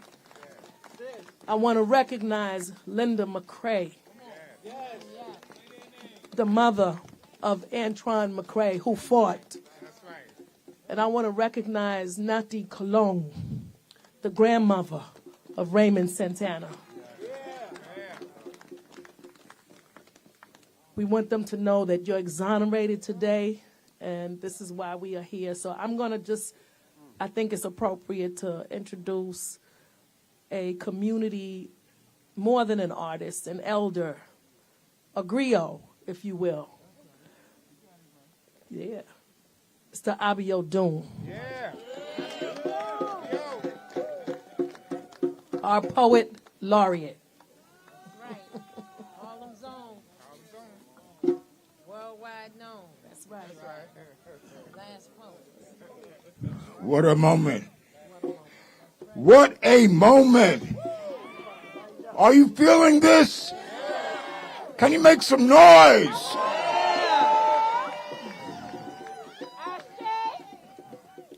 We are actually standing in a place that was once a village called Seneca Village. And like they often do, when black folks get together and make something work, something always comes in to interrupt it. Black Wall Street. We know about it. And Seneca Village was a place like that. And then they said, no, gotta get these folks out of here and put a park in its place. There was a movie that was done by a young woman named Jan, and it was about Seneca Village. And she asked me to be a part of it, so some of you might be able to see the movie. And I was trying to think, said, what was common to this area when those black folks lived here? And what is common to the area today? And I just look around. I said, the trees, remember? They were here. The trees tell the story of our lives. I talk to trees, y'all, and they give me answers. Don't disrespect anything Mother Nature has done. We are all a part of her plan. I had the pleasure of having a conversation at the Schomburg with Yusef Salaam. Give him another hand, please. I was so impressed with that brother. I had the chance to meet Raymond Santana at Spofford. It was amazing. I knew these brothers were innocent, but we are all innocent, but we just happen to be born guilty. Central Park Five is what they were called. Now they are the Exonerated Five. They were called wild animals looking for prey in this asphalt jungle. 5 boys of color hanging out in Central Park, accused of raping a white woman, found guilty before the trial, given time before the truth came out. 5 boys of color locked up in a cage for many years for committing a crime they did not commit. A rush to judgment by those who believe black boys are born guilty. Black boys are wild beasts who must be shot down like mad dogs, locked up in a cage. This has happened before. The Scottsboro boys were the Central Park Five, spent many years in prison before the truth set them free. Kevin Richardson, 14. Antron McCray, 15. Raymond Santana, 14. Corey Wise, 16. Yusef Salaam, 15. 5 black teenagers called wild beasts, branded as vicious criminals. From this blame and shame, the truth came out. They were innocent, but found guilty. Spent years behind bars, became adults in prison. Now given their freedom, let it be known, this was wrong. But it can happen again. Happened many times before. Young years taken away cannot recapture time. Money can't replace years lost. We must protect the innocent, save our children, undress the lies, let the truth prevail, allow the flowers in the garden to blossom. Let the sun shine on their possibilities. Encourage the boy to be a man without condemnation, without bias. Let the God in each of us guide us to a better place where the color of our skin won't be a guilty verdict.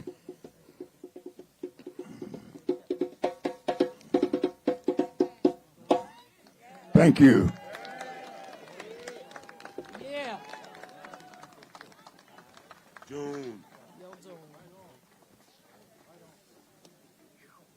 Okay, we're moving on with the program.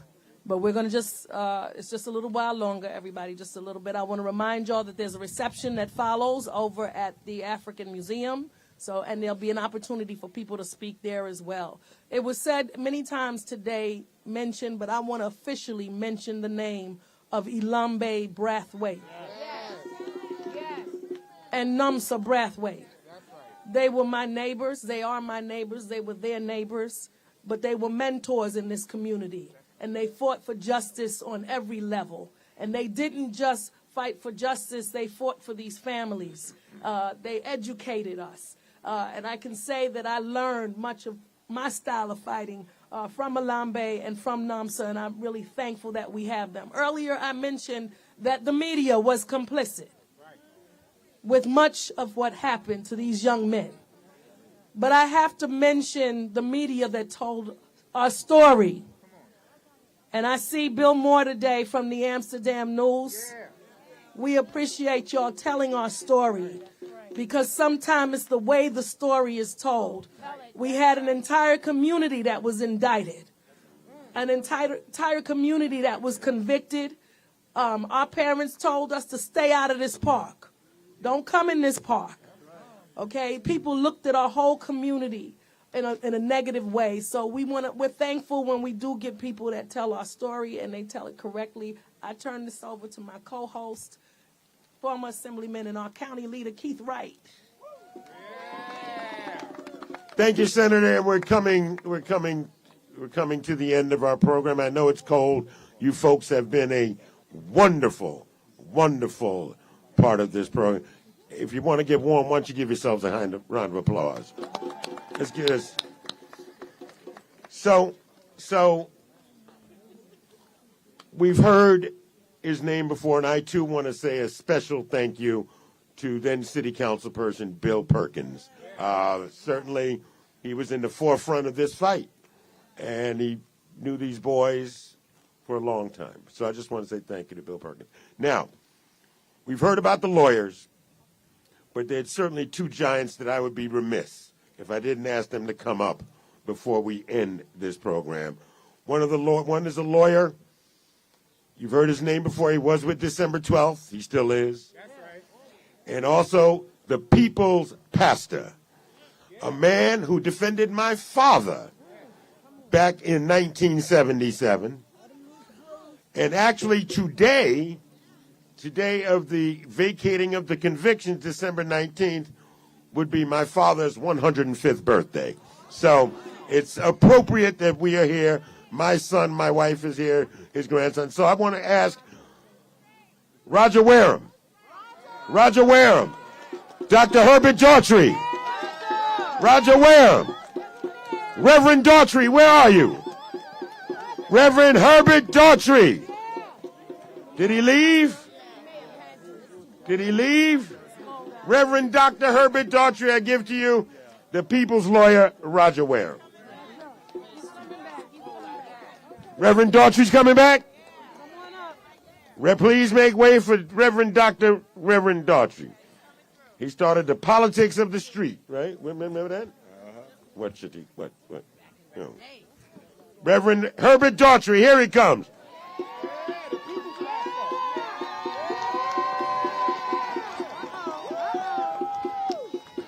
I believe Reverend Daughtry, how old are you now, Reverend Daughtry?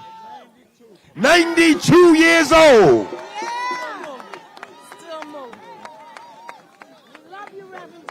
How you doing, Reverend? In a second, I will defer to age and experience. Let me just say this. This exoneration would not have happened, and it's been mentioned before, had it not been for Ilambe Brath. Ilambe Brath founder of the Patrice Lumumba Coalition and a founder of the December 12th movement. As always, before there was Google, there was Ilambe Braff in terms of information and what was going on in the world. He was the one who heard that Reyes had confessed, that there was an investigation going on. He came back to the organization and said, we need to follow up on this. So I took it up. Michael Tarif Warren became part of it. Myron Belbot, Jonathan Moore. But as Cordell said, none of this would have happened simply because it was right. It happened because there was pressure. And there were demonstrations going on while this investigation was going on before District Attorney Morgenthau finally did what was right. But that did not happen without pressure.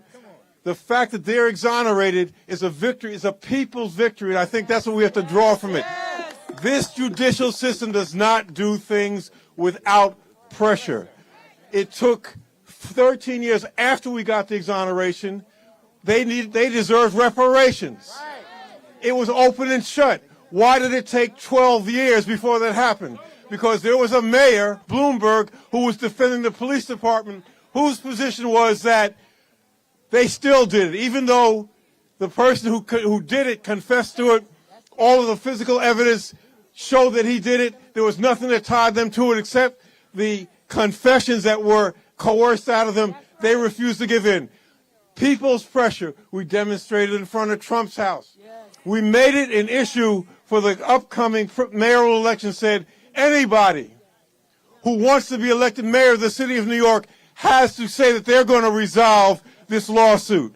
And de Blasio, with whatever people think, he maintained, he kept his promise, and he did that. The point being that it did not happen without pressure. As Fred Hampton said, where there's people, there's power. Where there's people, there's power. Where there's people, there's power. This gate, their exoneration is tied to that. Power to the people. Thank you. Reverend, you want to say something? Reverend? That's right. That's Dr. Daughtry. You want to say something? You know, Brother Keith asked, do I want to say something? If I said no, I dishonor the profession, you know. So well, yeah, they probably called for the ambulance. So I'm wise enough not to tax you longer for your time. But this is a great moment. God moves in mysterious ways.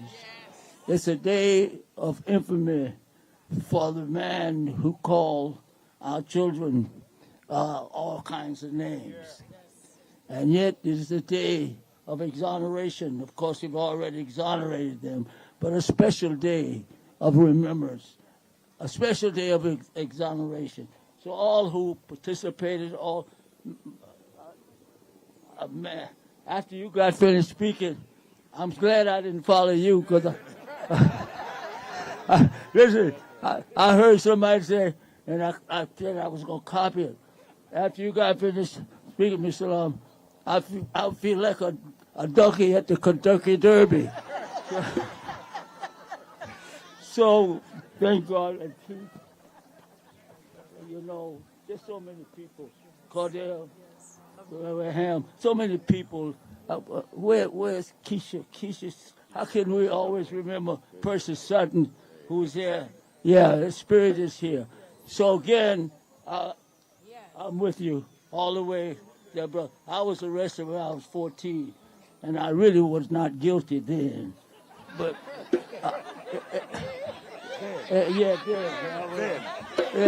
but there were occasions when I was, but that got me started on the. Well, let me finish before I talk too much. I'm just glad to.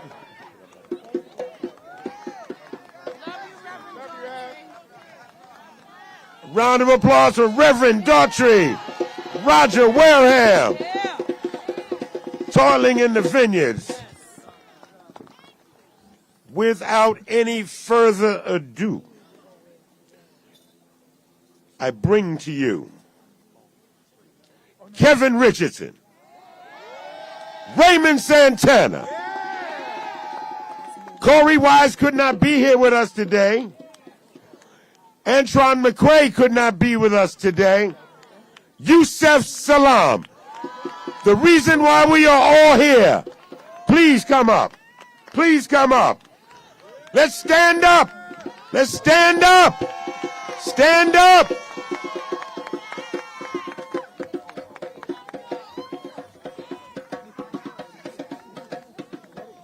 Yeah. Oh, you just jump in. Won't he do it? We here, Harlem. We here. 1989. We were 14 and 15 years old. We were babies. They had no dealing with the law. Never knew what Miranda was. But we here now. And so this is a story of... Sit down, guys. The press can't see. Yeah, y'all gotta let them catch it.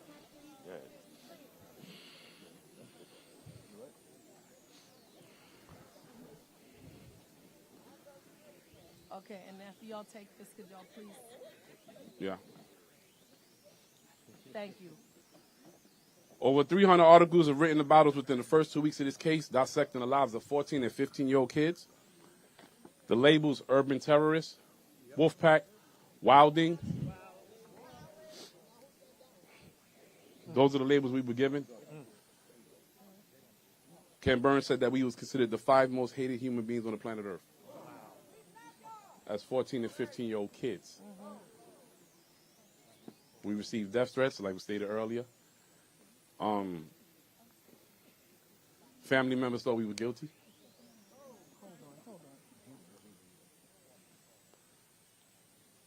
Go ahead, Go.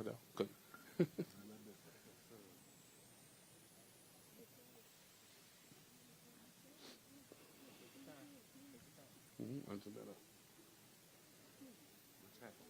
No, it's just moving people down. Respect. And yeah, my baby's there, so y'all gotta respect. Yeah. That's my sister right there, by the My way. sister, my daughter, and my niece. Yes, it is. Right there, right there. Yeah. Yeah. No question. My daughter's 18 years old, first year at college. And if the system had its way, she wouldn't be here right now. So that's why she had to be here today. Another thing was, after exoneration, she was born, and I never came to the park.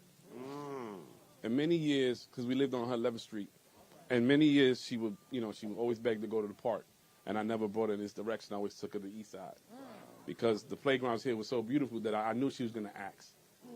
So today is the first day that I really enter into the park, and I bring my daughter with me. That's crazy. That's crazy. Yeah. My dad is here. All right. All right. You know, been there since the beginning. Ride or die, still there. Right? And so, I mean, this is a case where the 5 to 10 year sentence that we were given, and Corey was given 5 to 15, wasn't a prison term, it was a death sentence. And then we survived prison, we weren't supposed to survive socially. It was a social death. But God had other plans.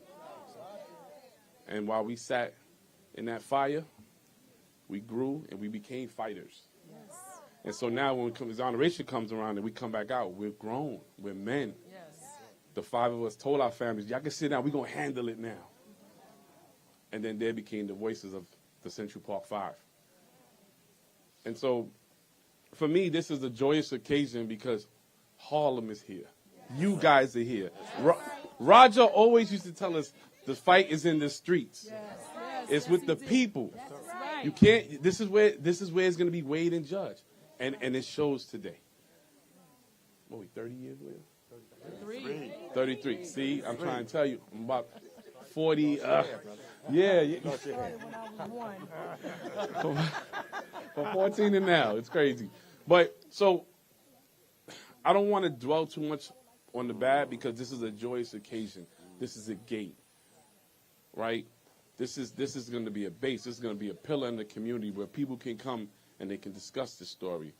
Exonerees are exonerated and dropped off, and there's nobody there to fend for them. They got to fend for themselves, right? It's a brotherhood that nobody wants to be a part of. We weren't called to part of it. Jeffrey Deskovic is in the crowd, an exoneree. And an attorney. And an attorney. And an attorney. Yes, And an attorney. Yes, indeed. So this is a joyous occasion, and I just want to live in the moment with you guys. Because today we're going to celebrate. Tonight we're going to party. No, we're going to party. But tomorrow we right back to fighting injustice. We're here. Love you guys. Gavin. All day, baby.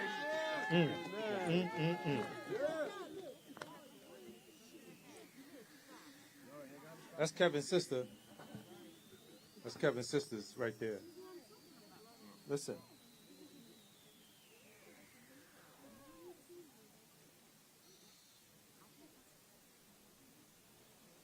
This is a moment. This is legacy time.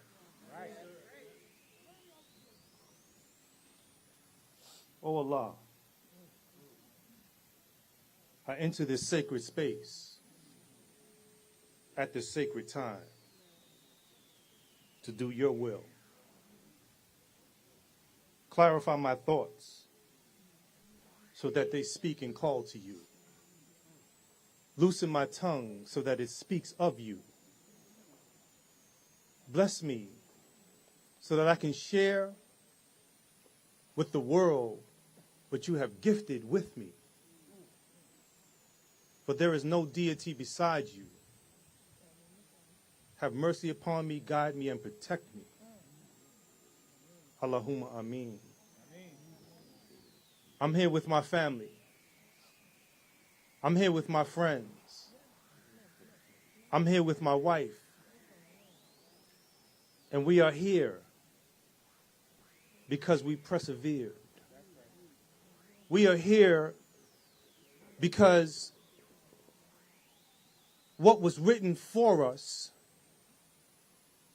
was hidden from the enemies who looked at the color of our skin and not the content of our character.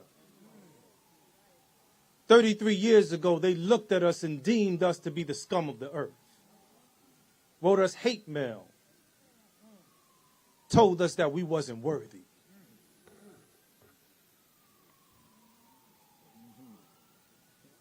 I want to take my hat off for this one.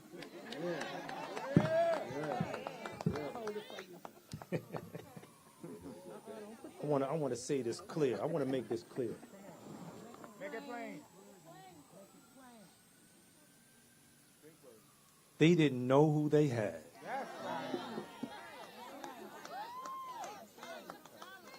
My mother told me that they needed us to participate in whatever it was that they were trying to do. She reminded me not to participate, but to refuse.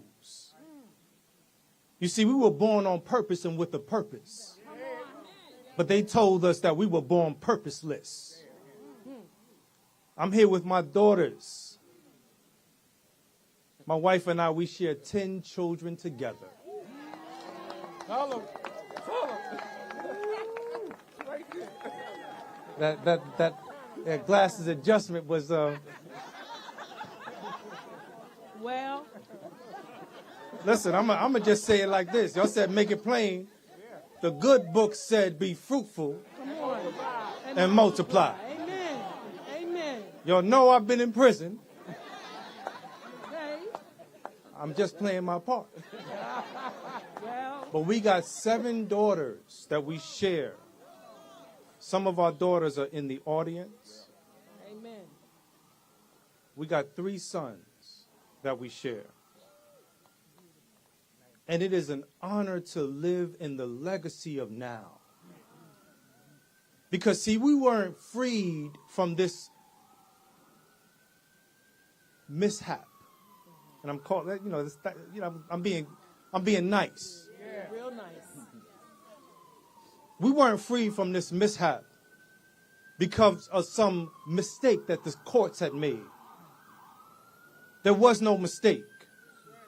The system is alive and sick, and we are to ensure that the future is alive and well by allowing the DNA that freed us to be packaged through us as we pass the baton that is the deoxyribonucleic acid of us back to our children and our children's children, so that they know how to break generational curses, so that they know that they were born on purpose and with a purpose.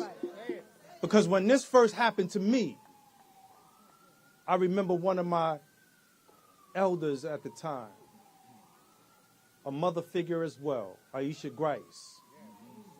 She was so distraught because of this. She said, "What are we going to do?"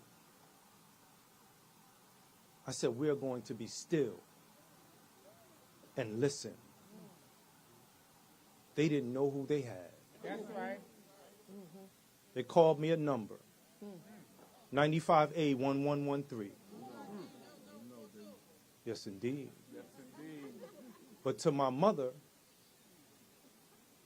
I was Yusef, Idris, Fa'adil, Abdus Salaam. You know, sometimes when people hear Arabic or things that sound a little different, it's like, whoa, what's that? I found out the meaning in prison. My parents named me after two prophets. The first one was Yusef, alayhi salam. Most of y'all know him by Joseph, the young man that went to prison for a crime he didn't commit. That crime was that he was called a rapist and spent 7 years in prison for a crime that he didn't commit. This is legacy time, y'all. And the sun is shining. That's right. And then the next was Idris. Peace be upon both of them. Idris was raised to a high station. That young man, people know him in the Bible as Enoch. Fa'adl, with adl. Adl is an Arabic word for justice. But you know who is the owner of justice? The Creator himself. And everybody knows Salaam is peace. But see, I purposely didn't tell you the meaning of the first two names. My parents named me after 7 days of observing me as part of the tradition that we come from. My parents named me what means God will increase the teacher with justice and peace. This is a powerful moment today. This is a legacy building moment. I'm honored that you are standing here with us today. And there will come a time when I will ask you to stand with us again very soon. So I thank you for this moment. I thank you for being here. I'm honored to have survived. I'm thankful for my mama.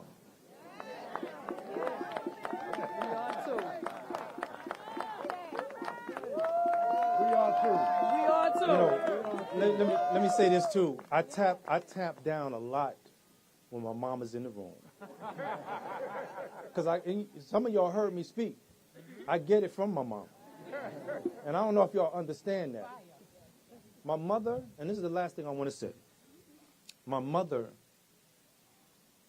my shiro, she was teaching me about folks like Denmark Vesey, Toussaint Louverture. She was teaching me about folks like the woman, Joanne Chesimard. Oh, yeah, Joanne Chesimard. Hands off, Joanne Chesimard. Some of y'all might be like, Joanne who? Better known as Asada Shakur.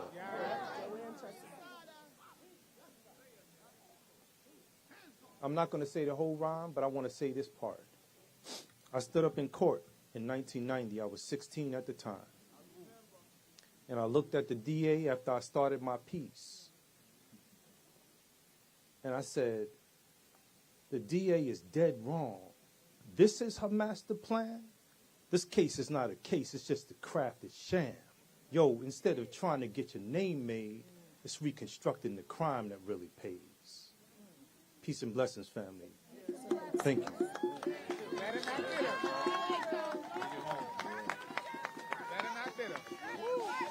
What's up, everybody?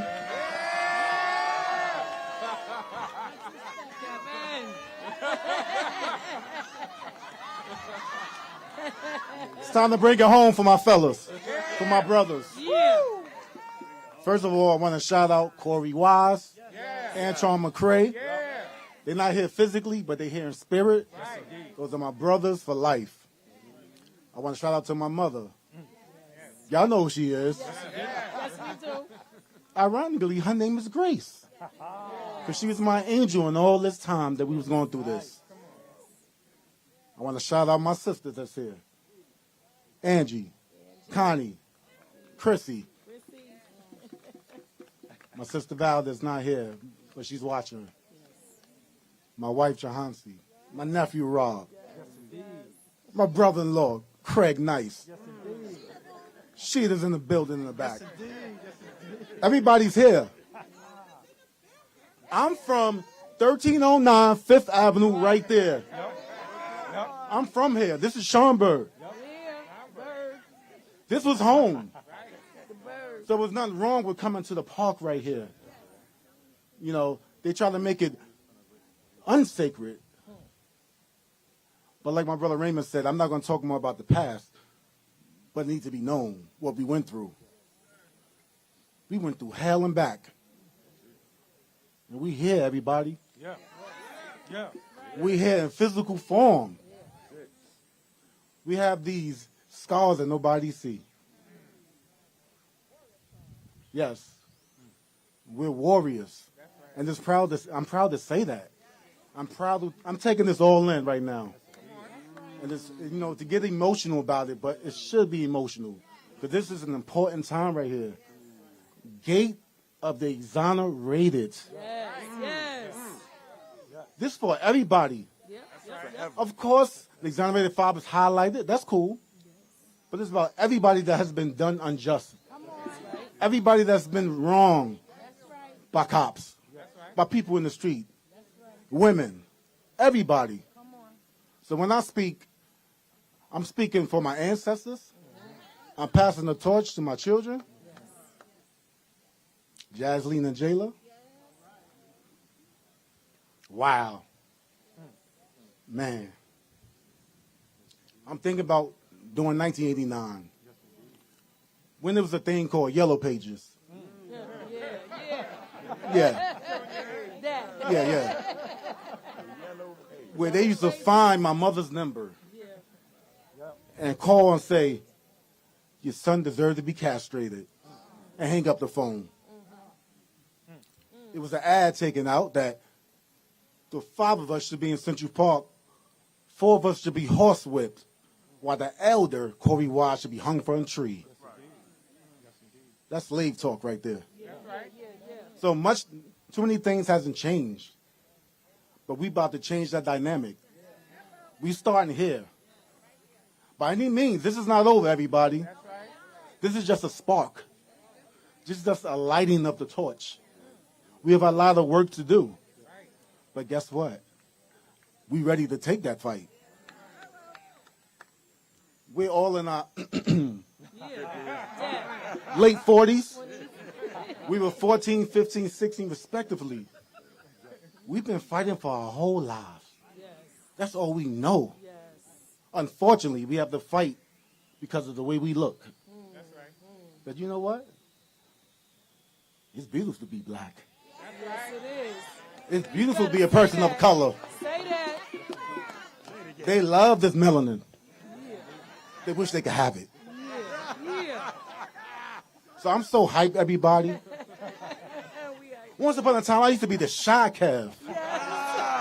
Y'all know that was afraid to speak. Actually, my brothers Yusef and Raymond's the ones that told me, Kev, oh, it's different, bro. Come out and show your face. Come out and speak. Oh, and what they say? What they say? You? They don't know what they started.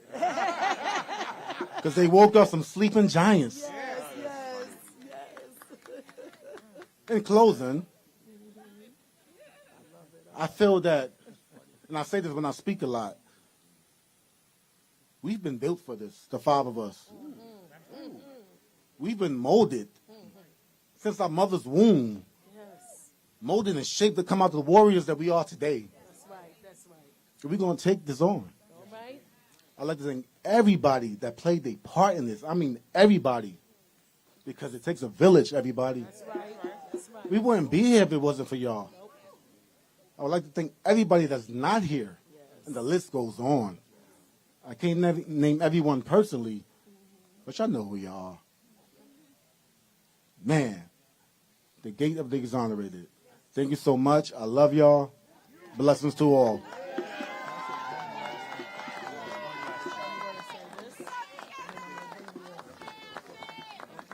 Is it quick? It's real quick. Quick, please. Yeah, it's your day. Go I ahead. just, I would be remiss if I didn't say this. Because man plans and God is the best of planners. Come on now. The Central Park jogger case is actually a love story between God and his people. It's a story of a criminal system of injustice placed on trial and turned on its side in order to produce a miracle in modern times. It's a story of a people who have been buried alive and forgotten. The system forgot we were seeds. And instead of a social death, we was able to emerge like the phoenix from the ashes. Because as they built the fire to consume us, they forgot the owner of the heat. That's it, y'all. Yeah, stay right there. Stay right there. And you come over here. You come over here. All right, everyone. With those moving remarks, we are now we're ready to dedicate the gate. I ask that you listen very carefully to the following instructions that my co-host is going to give to you. And as you leave this place, okay, we talked about being there and we talked about fighting. This fight is not over. There's much more left to be done. You will be called upon. Stand up. Come out when the bell calls for you. I see my friend over here with the falsely convicted legislation that he's trying to get passed. Thank you for your work. We have Clean Slate in Albany that we're trying to get past this year. Prince, we have a lot of advocates out here, but we still need you. We need your help. I now give you Keith Wright. So, in order, a little housekeeping, I want to thank you, Senator, so much. Will the media please proceed to the gate? Everyone else, calm down for a minute. Calm down for a minute. Hug your neighbor. I know it's cold. Hug your neighbor. Yeah, give it. That's right. Something like that. Hug Aisha. The media go to. I see that camera. Take that camera out of here. Go. What are you waiting for? Come on. Channel 7. Channel 7. Hurry up now. Who's that? New York 1? Who is that? Come on. Get it moving. Come on. We're waiting for you at the gate. To the gate. Who are you? Who's this one? With the pink one. The pink one. Are you going over? Oh, you staying here. You can't move. Okay, no problem. All right. I want everybody to please. Everybody, please go. The quicker you go. I would like now, members, we have to line the walkway so that we're going to form a receiving line so that our Exonerated Five can walk through and you can greet them all. All right? All right, let us proceed now. It's going to be difficult. Form a line along the wall, I'm told. All right. All of those persons, please proceed. Yes. Well, you can go and tell them. Family. They were supposed to make A line along the pathway, please. Up to the gate, they say. A line along the pathway up to the gate. Did I say it right, Miss Sutton? I just do what you tell me to do. It is cold out here. And we're just gonna unveil and that's it, right? Where are my exonerated brothers? Where are they? Where are they? Are they ready for us to walk? Where's Raymond and Yusef? Where's Raymond? What's up, man? Good to see you, man. Walk as a guest. You guys stay together. Don't let anybody break you. Yes, sir. All right? Yes, sir. Dr. Salaam, I love you guys. I can't stay because I can't school, but I love you guys. Thank you. I be giving you a lot so good. I be very interested about the animal. I need to know. All right, all right.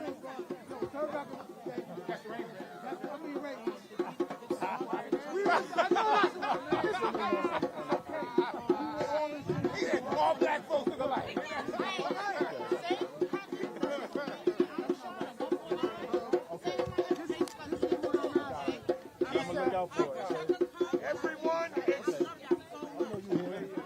Everyone except the exonerated, please go to the wall. Everyone except the exonerated, please go to the wall. I see the receiving line formulating. It's pretty. It's very pretty.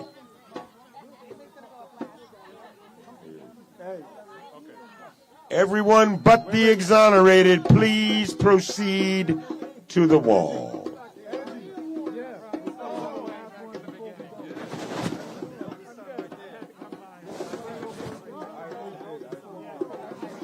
Where's Cordell? Where's Cordell?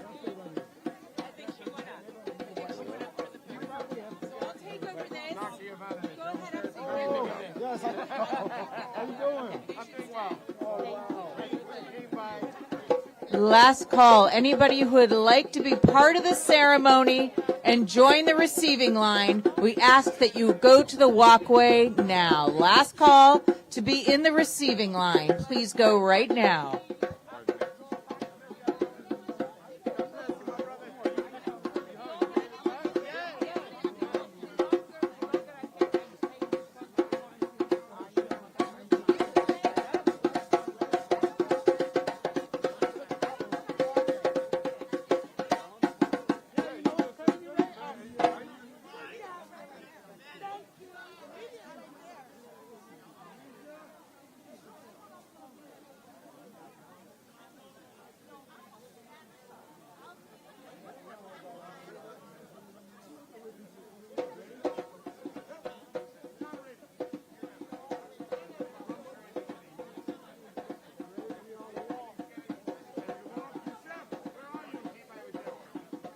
Yusef. Yes, I'm here.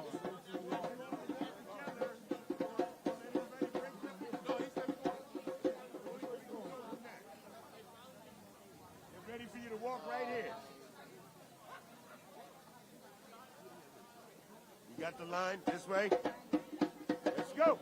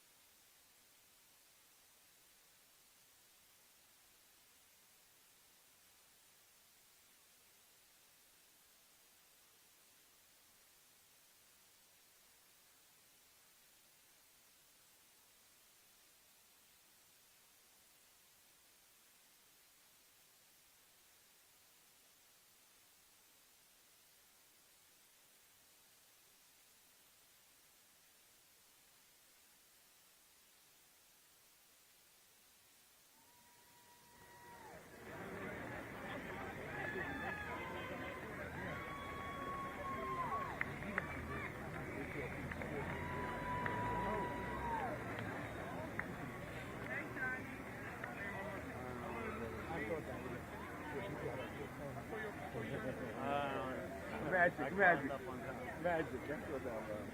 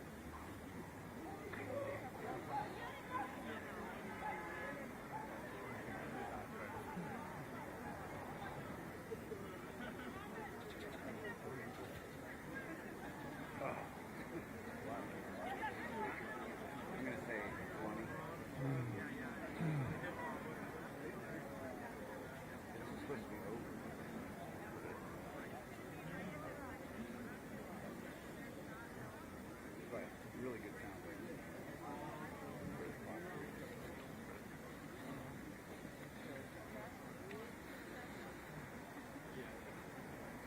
And your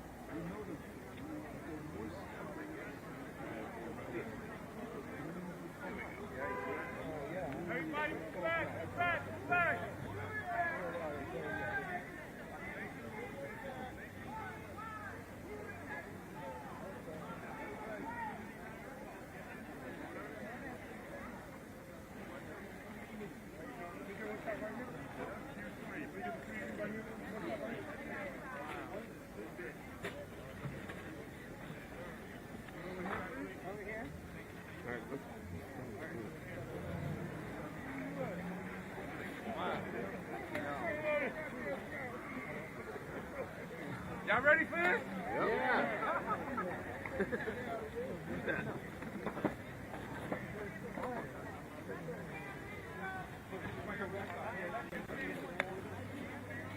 Y'all got this?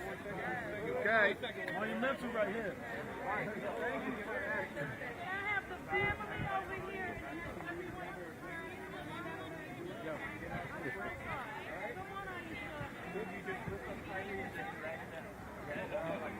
Wait, you're fine. Let this agree. Okay, look at the cameras, guys. Look this way. Countdown. Count it off. Right. 1, 3. Now, you don't make the countdown. We do the countdown. This is our game. Ready? Yeah. You ready? 3, 2, 1.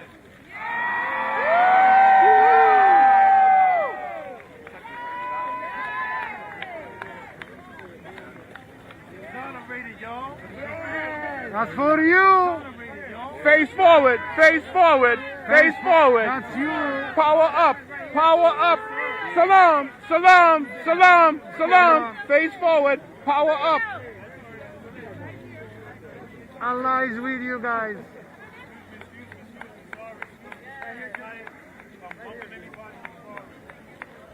Everyone over here for one shot, please. 5. We got 5.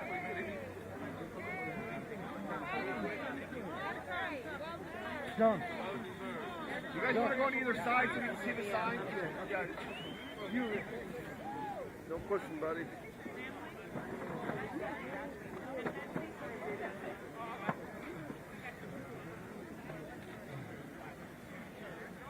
Right here, bro.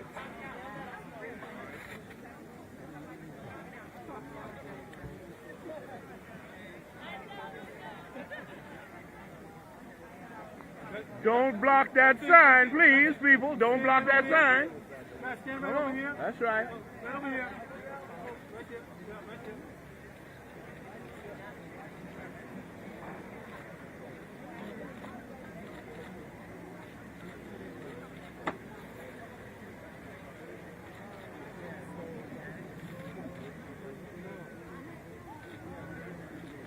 We're going to touch a little bit longer for electronic corporate. Hey, listen, this feels so smooth, too. This is nice. Let's just hope they don't put no paint on it tomorrow. Wow. It's all right. It's there today. It got done. Hello. Thank you.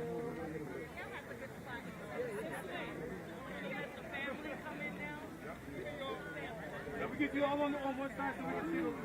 All right? So on the side. Everybody over here. Yeah. So we can see it. Like a little bit. There we go.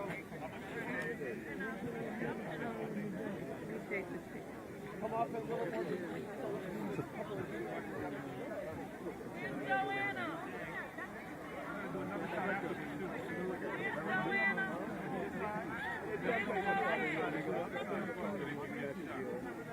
Okay.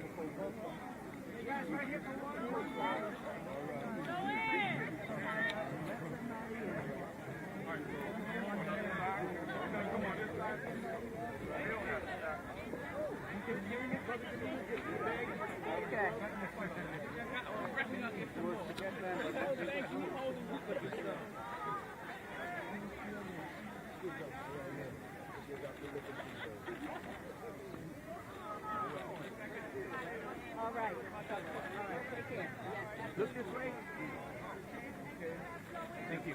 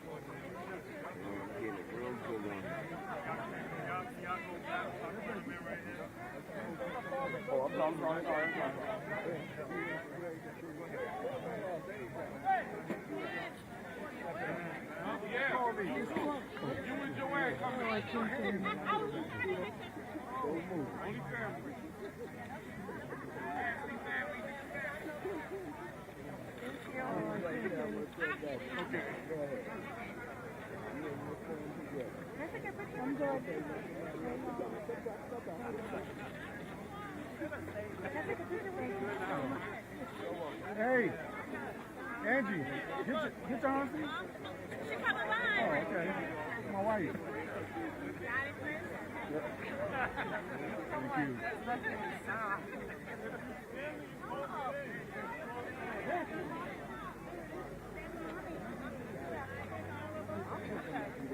Yeah, we live right here. That's how to get in. We always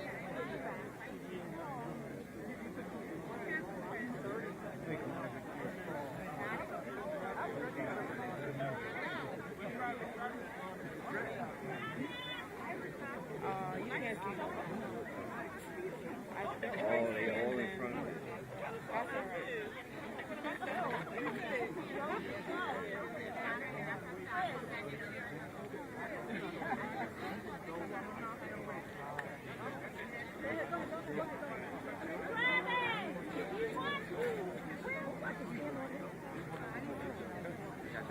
You got me? Okay, thank you.